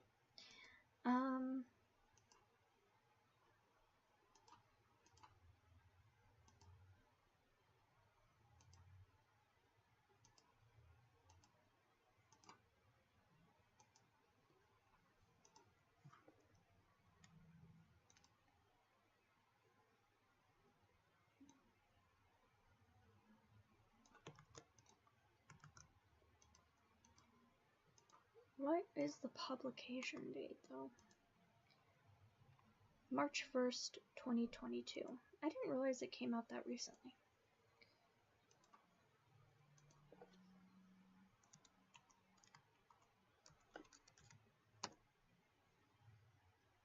Okay, and then on the 17th.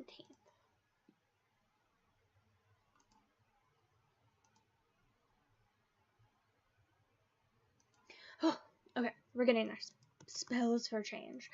I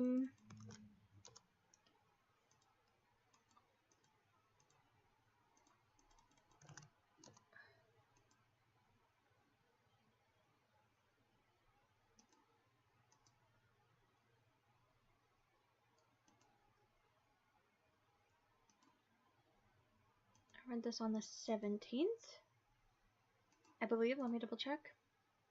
Yep, the 17th.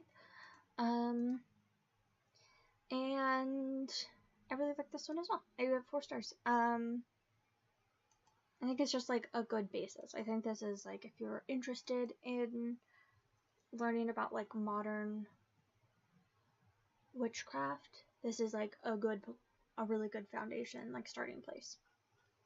And I enjoyed it. And then let me bring up.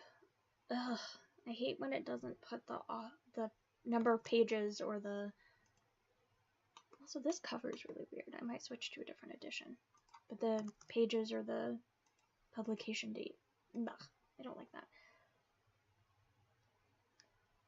I mean, I do like this cover, but that is not the cover of like the edition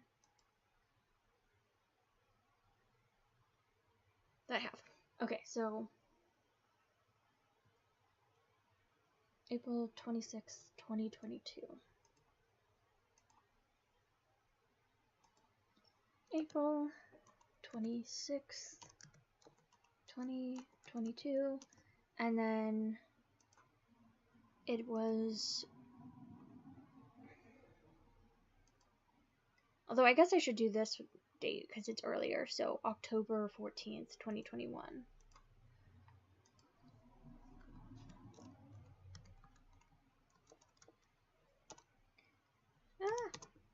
And how many pages is it?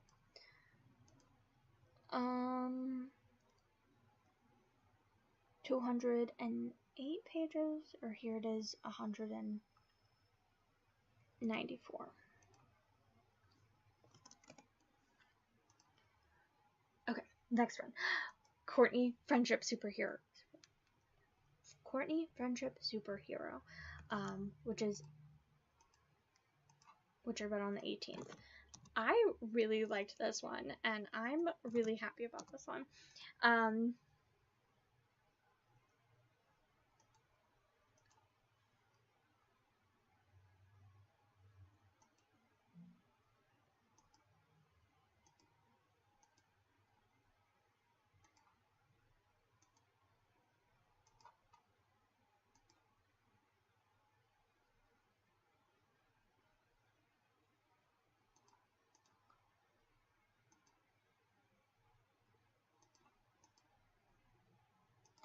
What was it? 18th, right? There we go. Okay. Okay, so this is the second book in like the Courtney American Girl series. Let me pull it up bigger. But I was really happy with this one. So, the first book is Courtney Changes the Game, which is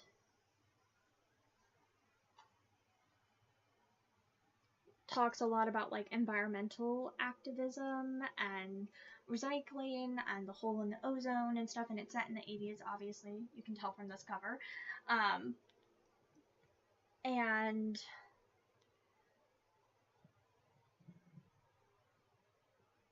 sorry, hiccups.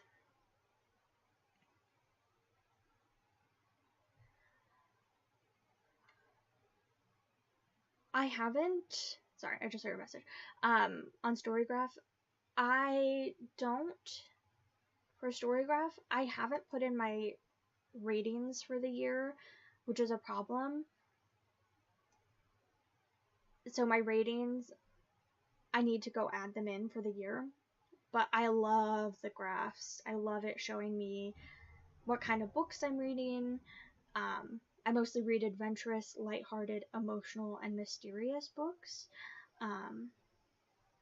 followed up by dark and funny books.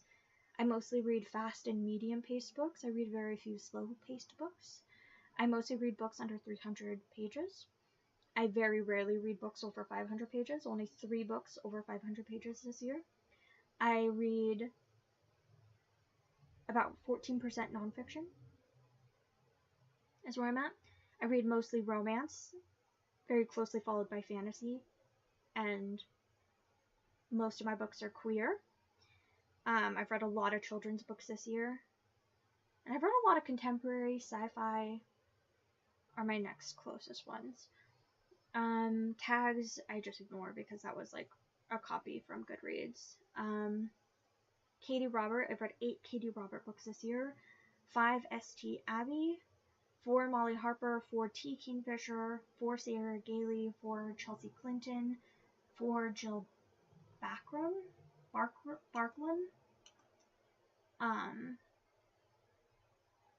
That would have been the Mouse books. Autumn Story, Brambley Hedge, Summer Story, Winter Story. And then the number of pages that I read each month and the number of books I read each month. And then if I'd actually put in my star ratings, then it would show that as well. And I love that. And then you can also do it by month. So if I just want to see, like, what was my June like? I read 23 books and like 7,000 pages in June. I read a lot of fast and medium. A lot of I read longer books in June than I typically have in the rest of the year. Read a lot of contemporary in June. A lot of contemporary in June. Anyway. So, I really enjoy that. And you can do it for all of them. So far in July, I've read 18 books, but that will go up once I finish putting in my books that I've read. And 4 nature books. I don't know that I'd count Spells for Change as nature, but whatever. Yeah, I really enjoy it. I recommend it. Okay, so Courtney Changes the Game. So very like environmental activism in the 80s. But then this one, Friendship Superhero, is all about AIDS and HIV, which I really loved. I thought this was great. So Courtney makes a new friend and then finds out that they have HIV, and what that means, and everybody starts panicking and stuff.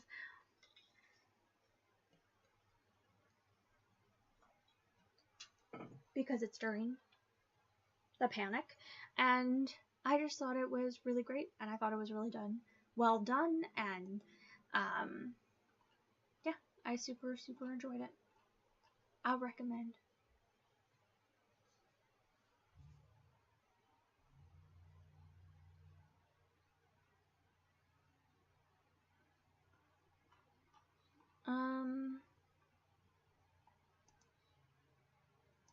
Okay.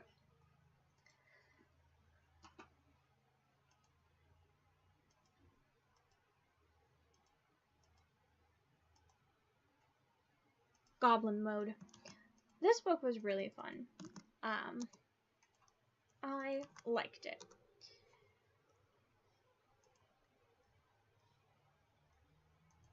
What day did I read this? On the 20th. Okay, so Goblin Mode. It definitely reads really young. I would recommend this more for like if you're in your mid to late teens, maybe your early 20s, because it just reads very young, but it's very cute. And it's just like just a fun little book about how to be cozy and embrace just like being cozy and not worrying about like having the most Instagram, Pinterest worthy house, and that you can have like clutter and stuff, and it's okay if it brings you joy, and that you don't have to put all the things that you love into little drawers. Like, you can keep everything out if it brings you joy, and that it teaches like you how to forge and how to mend and how to sew on buttons and how to reuse and recycle stuff, and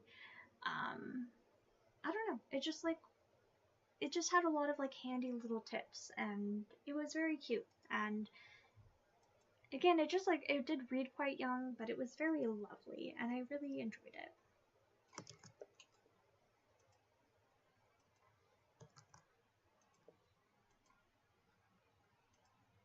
June 23rd, 2023.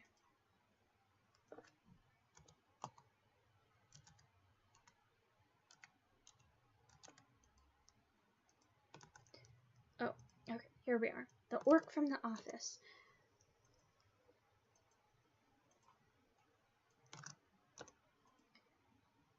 And that I read on the 21st. Okay, this one I really enjoyed. This one was super fun.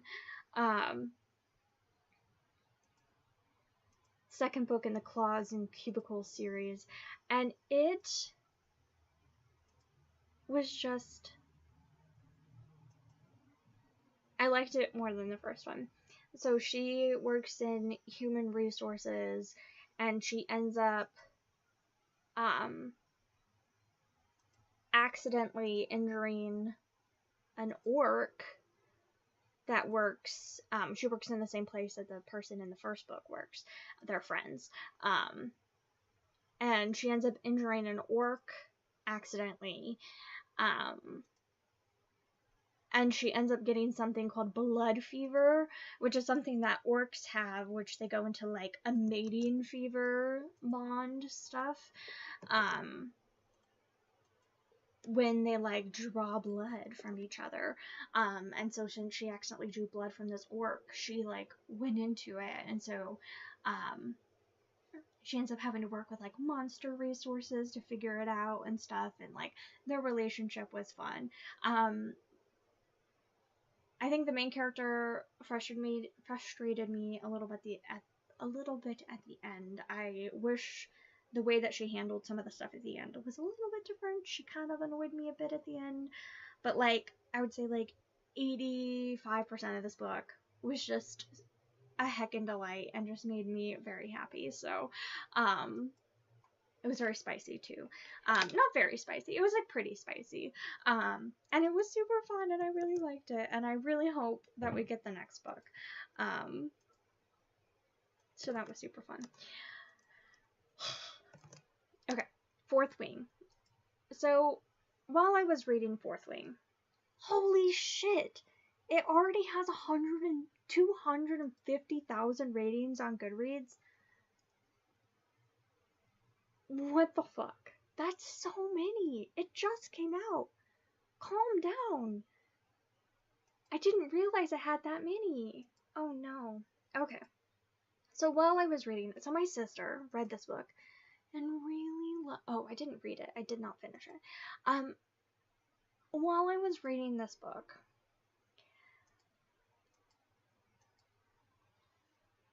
so the reason this book was on my radar, and the reason that I was like, okay, I'll try reading this book, is because my sister was reading it and really loved it, and she read it a couple times and she really loved it a lot, and I heard people talking about it, and I'm like, it really doesn't sound like my vibe. It's like being compared to like Divergent meets like dragons, and it's like really brutal and blah blah blah. It almost sounds a little bit like maybe Wings of Fire as well, but like adult.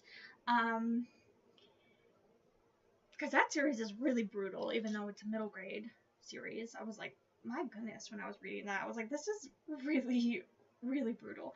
I didn't like Wings of Fire either. But I was like, oh, I'll try this because my sister really loved it. And so I'm reading it, and I was like, I don't really care. And as I keep reading it, I finally stopped, and I thought to myself, am I reading this because I want to read it, or am I reading it because I want to like be able to talk to my sister about it? And the answer was that I wanted to be able to talk to my sister about it, that I didn't want to read it for me. And I was only 2 hours into the audiobook, so I had like 19 hours left to go. And I'm sorry, sister, I love you very much. And she didn't ask me to read it. It's not like she was like, please read this book so I can talk to you about it.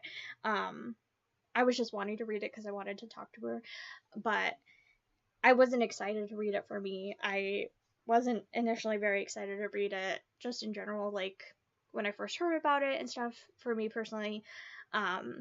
So when I finally sat down and had a conversation with myself about it, about, am I actually excited to read this book? And the answer was no. I decided to not read the extra 19 hours of audiobook because Jesus Christ, that would have taken so long. So I'm glad I stopped when I did, but so 12% in. And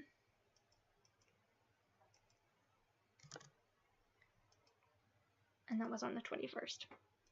So yeah, my sister wasn't begging me or pressuring me to read it. I just was wanting to read it so I could talk to her, but that's okay.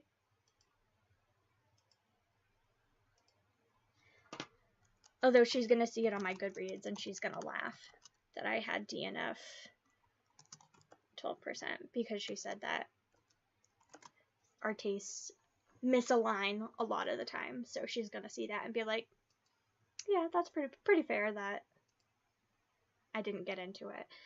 I just want stuff that doesn't make me depressed.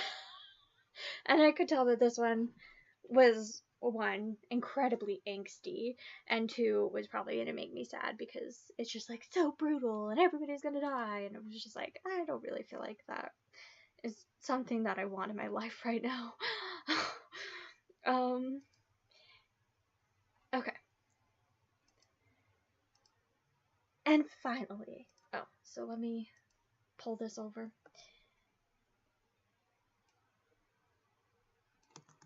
I could have pushed through at least a lot further. I wasn't at any far. I was in no means like not enjoying it. I just wasn't like excited to read it. But I will say the thing that I was most enjoying, and something I would like to see a lot more, especially in fantasy, is more people with chronic illness and chronic pain. The main character had some kind of chronic illness, something like fibromyalgia or something. Since it's a fantasy world, it wasn't named, but like her joints are constantly like popping out of place and stuff. And I've never read that in a fantasy world. So I loved seeing that.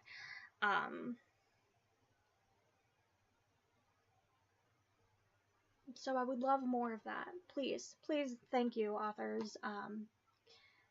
But also, I would prefer to see that in a world where the main character is just able to just be gentle and kind to themselves and just um, take little naps and relax and have a little loving friends that take care of them and stuff and help them not feel like garbage. Rather than like this brutal world where they're just like literally fighting for their lives all the time and just like, oh, my knee popped out of place, gotta like wrap it back up and pop it back into place and wrap it up so that nobody kills me because my knee's popped out of place. Like, that's a little that's a little anxiety inducing, and I don't really, that's not relaxing to read. I would rather see people with chronic pain not having to deal with that. Please and thank you. Okay, last book I finished. I just finished yesterday was My Murder, and I really loved this one. Wait, where the oh, there it is. Okay, I was like, where is it? Oh, and it's not popping up on any of these either. Katie Williams. So this one was so fun. So this is oh, it does not have very high ratings. I'm very surprised by that because I fucking loved it. I'm giving it 5 stars. Yesterday was the 22nd. I could have just looked at yesterday's date and be like, what date did I read this? Yes, I finished it yesterday. I already knew what day I read it. Giving it 5 stars. I loved it. Let me just grab the little information to paste into my spreadsheet. Which put me at 264 books for the year. Not bad. Although some of those are DNFs. I can give you a real look in just a minute of how many I've actually read.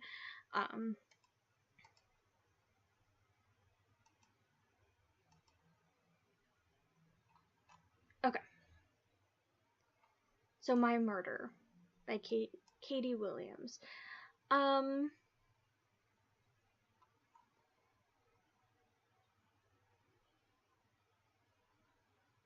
Okay, so this is a mystery thriller science fiction. So it's set in a futuristic world where they have the technology to clone people and bring them back.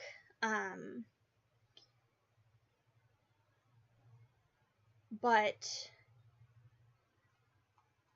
they don't have all their most recent memories, just they don't have like all their short-term memories like embedded. They just have like more their long-term memories. So our main character was murdered by a serial killer and then is brought back. And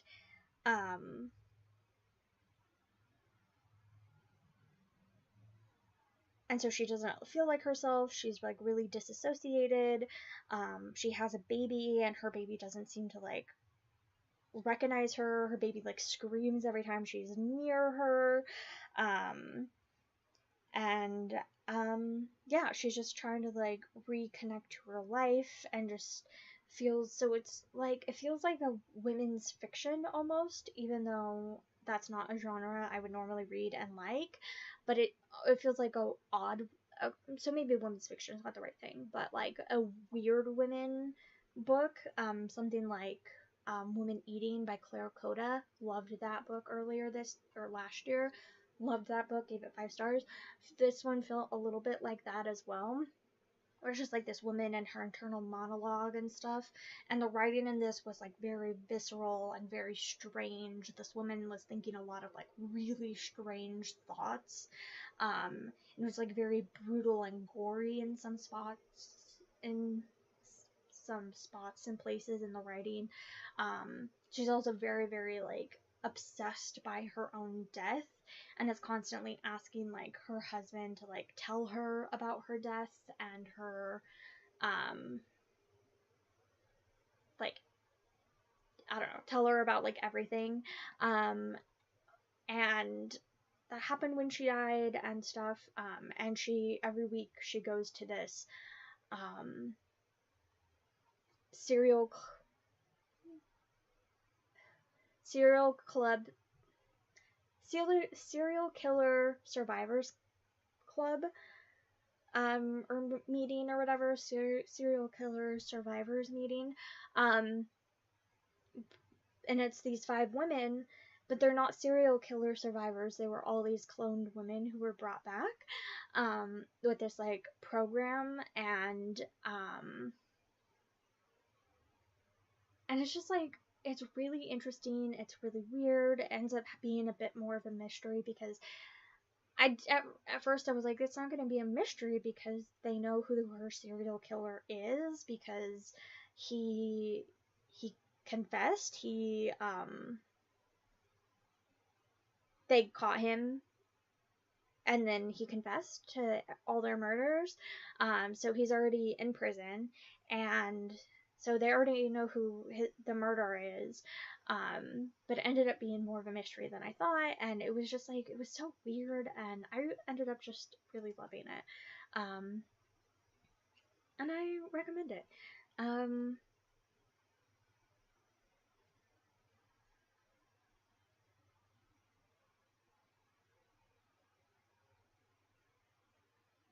And oh, I loved that it was like futuristic, because that's something too, that it's like mysteries. I don't really care for like just straight up mysteries a lot of the time. Like, I want something else. Like, I want some magic, I want some sci-fi, I want something else thrown in besides it just being a mystery. So I really loved this sci-fi world and the self-driving cars and this cloning aspect and the virtual reality. And before she was murdered, she had like really, really severe like postpartum depression, so she was just living in VR day in and day out. And so like I really enjoyed like all the little like sci-fi bits, but it wasn't this apocalyptic future. It was like it felt very grounded.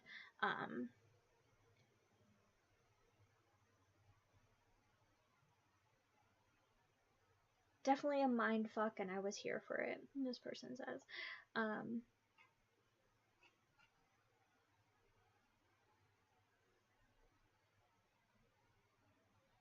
anyway, I really liked it, and I recommend, and it was super fun. So anyway, there we go.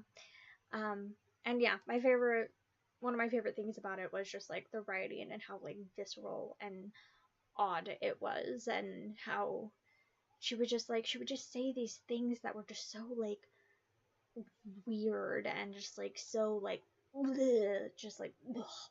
So I really enjoyed that. It felt a little horror-ish in the writing, even though it wasn't horror. Um, and the writing it sometimes felt like it. Okay, so this is how I've been telling how much I've been DNFing this year, because I haven't actually been keeping track. Since I've been keeping all my DNFs and my read books in one list, and you can see on the edge right here as I'm scrolling that I've been marking how far I was through, but I wasn't actually saying how much I DNF'd. So I'm at 264 books minus the headers, so 263 books. And my Goodreads will say something a little bit different because there's a few books that I didn't put in. If I literally DNF'd it like 1% into the book, sometimes I didn't mark that out with my Goodreads. You know, I used my own discretion on that. So right now I'm at 257, so there were a few things that I didn't add. But then on my story graph, I'm at 185. So if we use a calculator,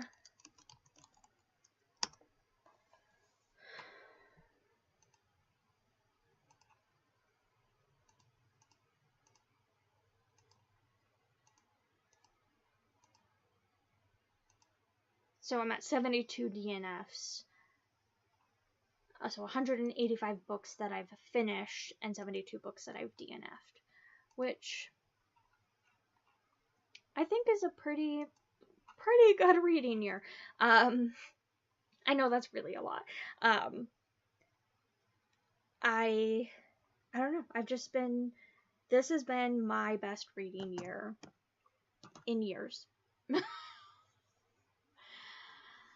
I don't know. I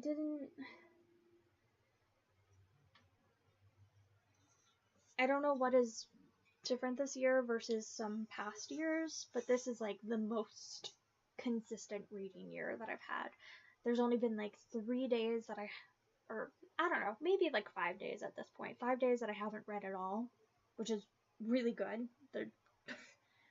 I haven't been that consistent in a really long time. We'll see if I keep it up through my seasonal depression that always hits really hard in October, November. We'll see if it keeps up then. But I've just been really good about making sure I read at least a little bit every day. And I've also been really good about DNFing books. I've been DNFing a lot of 3-star books, even if I've been enjoying a book. If I'm not like loving it, a lot of times I've just been DNFing it. And so I think my average rating is going to be pretty high this year. I won't really know that unless I get my ass into gear and update my story graph, and then it will tell me at my average rating for the year. So I need to.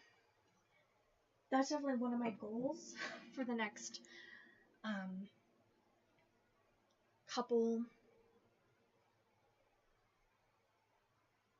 weeks, is I would like to do that, but it's definitely not something that I need to do like right now. It's just something that needs to be done by the end of the year. But I would like to know right now what my average rating is, because I feel like my average rating is phenomenal. I also have been arbitrarily choosing 200 books and 50,000 pages, and it just happens that they like perfectly match up in the amount of percentage, almost percentage per percentage. So that is really awesome. But even if I barely read for the rest of the year, I would have pretty much hit my goal. So that's really nice. I always try to add the books that I like read that I finish, but if I DNF a book, if I DNF it early enough, I don't always add it. I did want to grab my cross stitch.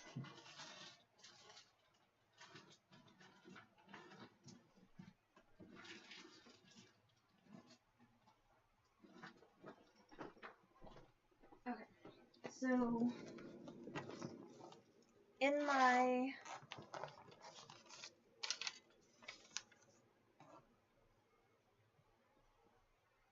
oh, you forget.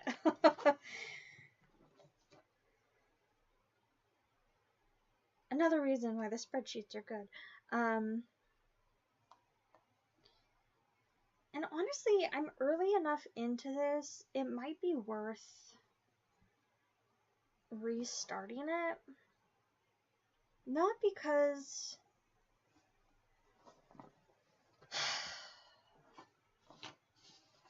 okay.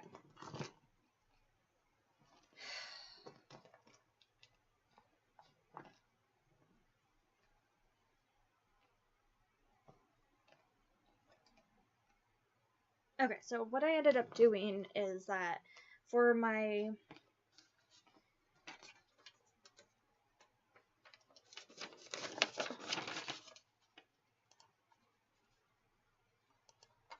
yearly stuff, where I like how much am I reading every day, I thought that would be a really cool cross stitch. And how I would do it is that there's something that's really popular in cross stitch and also in other things like crochet, but specifically since I do cross stitch, that are temperature trackers.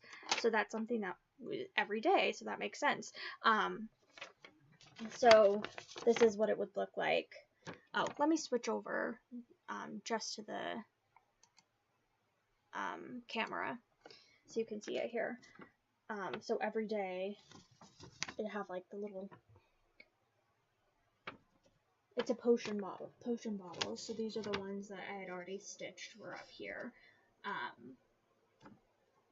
And you can see that here, that these were the ones that I was already stitching based off of the different days. But I'm early enough, and the reason I was saying that I might restart it is simply just because this is on a straight black fabric, and I almost kind of want to do it on like a different color fabric, like one that is dyed. So like I have one right here. This is, honestly, this would be big enough, I think, and would probably really look nice. It's totally big enough that I could like do this fabric instead, where it's like interesting. I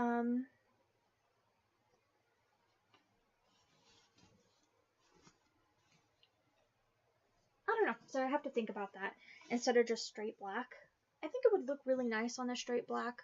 Well, not with that behind it, but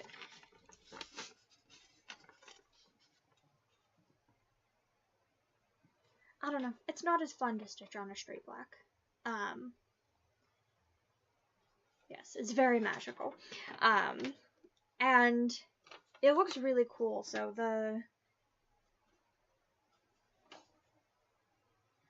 I can pull it up on Etsy if you want to see it.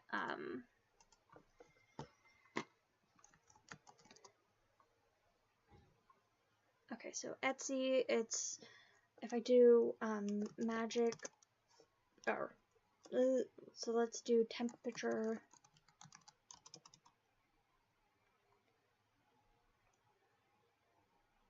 I don't know why I forgot how to spell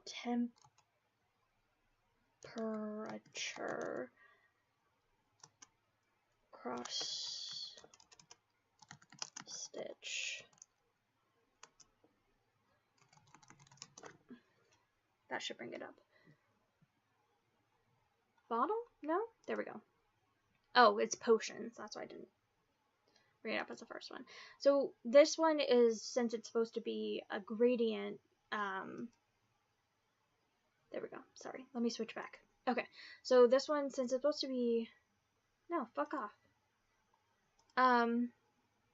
Since it's supposed to be a gradient of like cold days to warm days, that's why it does that. It's like January, February, March, April, May, June, etc. And it goes down, and then it gets cold again.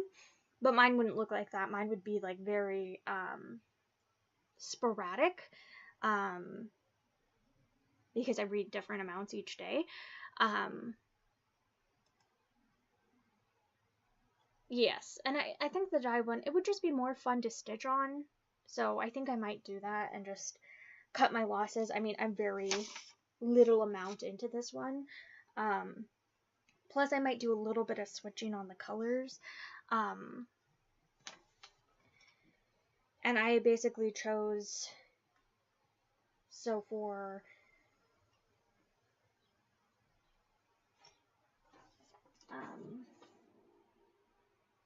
there's like 4 colors for each day.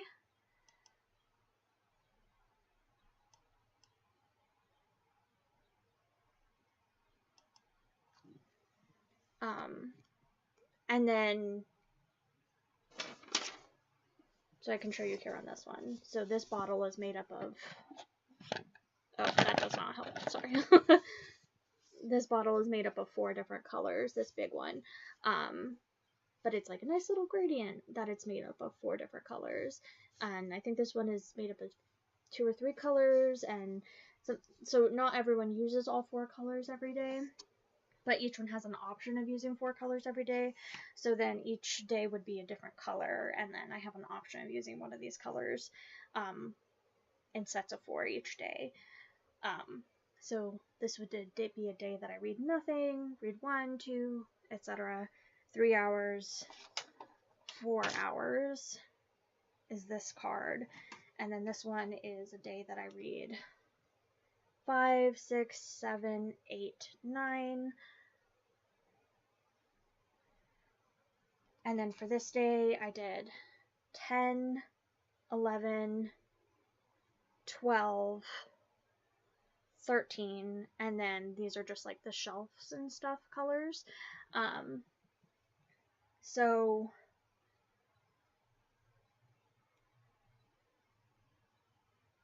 and 13 is like 13 plus, because there are very few days that I read more than 13 hours of audiobooks, because that's just a lot of reading in the day. It's like probably like 8+ hours of listening to audiobooks, and I don't do that every day. Like physical hours of listening. So I figured 13 plus was a safe bet, but I don't, yeah, I don't know. I might rework a couple of these colors, because I don't know if the gradients came out as nice as I wanted them to be, since I was choosing my own gradients, because they only gave a few.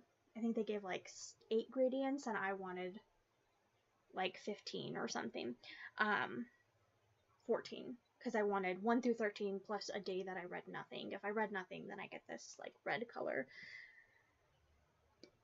So anyway, that's what that would look like. And I may or may not do this one. I could also do like a different one that's like more blue toned or more green toned or whatever. I kind of have to look at these colors and see if any of these would like fade into them. But that's what I'm thinking of. And I haven't, like I said, I haven't touched it since January. So it's the one that I've been thinking about a lot. And I think one of the biggest reasons I haven't been wanting to stitch on it is because it is on the pure black, and it's just not as fun to stitch on. It's harder to see the holes, and it's not that it hurts my eyes to stitch on it. I know that's a lot of the reason why a lot of people don't like stitching on black, is because it hurts their eyes. It doesn't hurt my eyes, it's just a lot slower, and it's more tedious, and it's more boring to stitch on straight black, where it's like if it has some of the like gradient and stuff, some of the splotchiness, and it's not the pure black, then it's a lot easier to see the holes, and for me that equates to being more fun. Plus the fabric is just prettier to look at, and it's just more interesting to look at, so there's that as well. Anyway, that's something I might actually restart even today if I can get my head in gear. My only fear, I don't know if I should show this, specifically point this out on YouTube, but I might as well, because I have you as my audience, so you're captive. Don't demonetize me, YouTube. So I just chose the colors, and then I started stitching the potion bottles, and that's why I was thinking I might want to rework this one. Let me show you. Let me go back over to this one.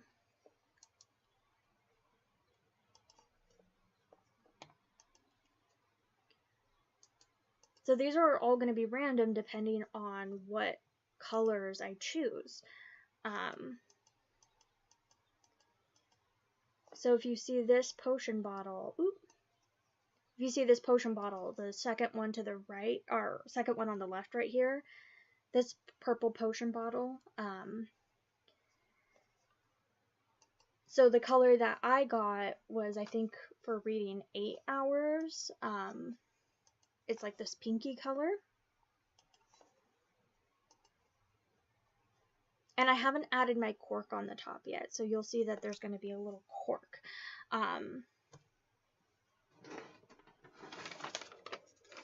know the color one, and mine is going to be like a ton of sporadic colors, because I read very sporadically, that I'm like, this day I read this many hours and this many hours, and so it's not going to be just like this straight gradient. It's going to be like really colorful, and I think it's going to look really fucking cool if I actually get to it. So you can see it's going to have a little itty bitty little cork. Hopefully you can see that. It's going to have the second one right here. The pink one, the second one. It's going to have a little itty bitty cork on the top. But I think right now, and maybe it doesn't look like it to you.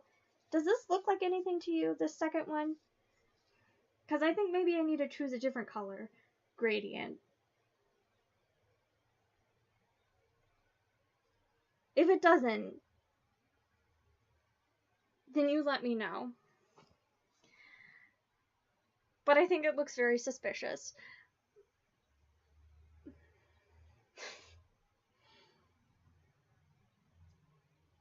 And maybe having a little cork on top will make it look better, but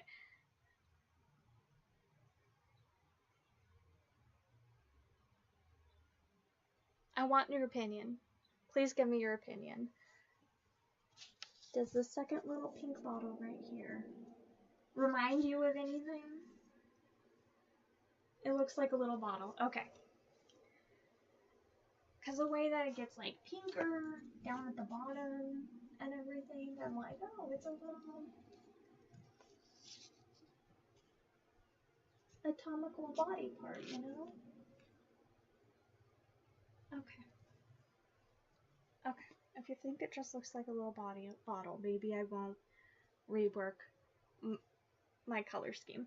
But I might rework my color scheme and take out that pink one.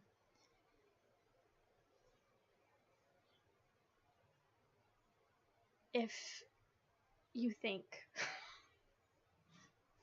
I seriously want the opinion, because that was the other reason that I stopped stitching on it, is that I started stitching on it and I was like, what the fuck? I don't like that.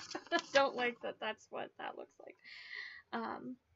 But I didn't go through and look and see if that specific, like, because some of these bottles like do repeat, and I don't know if that bottle is like anywhere else, and I think it is a few different places. It does look like a toy. Okay, so I'm like, I don't know, I just think it looks like one, so I might take out, it's this one right here, this pink one, but it is really pretty, and I think on a different bottle it's fine. But even if I don't take it out, even if I switch it to a different color, and it doesn't line up with that specific one, I think it would be okay. So we'll see. So that might be some of my time today, is reworking this and maybe restarting it on some different fabric, because I do really like it, and I'm just sad that I haven't stitched on it this year a little bit now. I stopped stitching on it because it was like really taxing to my brain, and I did not have a lot of brain power and brain capacity earlier this year, but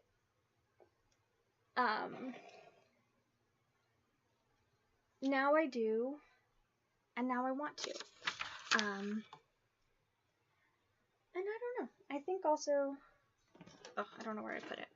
I don't know if there's any other ones that I'm like, wish there were like different color versions of as well. So I think I might, spend some time sorting some stuff around and seeing how I feel with my flosses and stuff.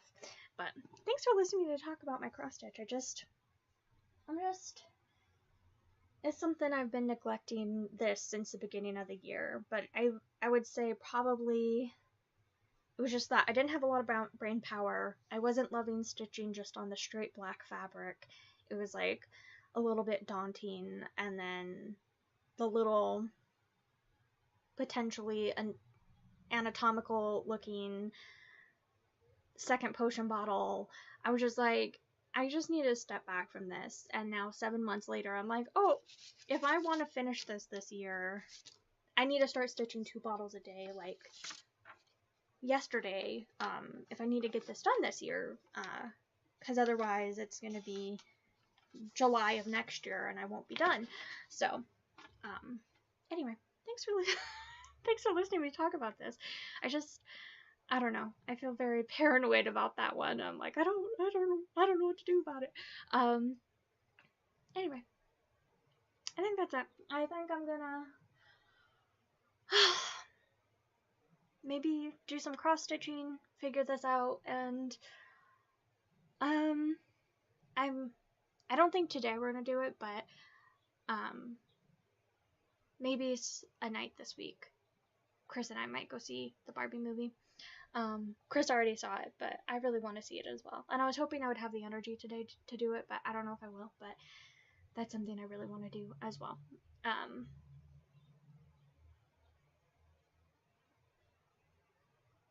But the Magical Readathon starts on Saturday.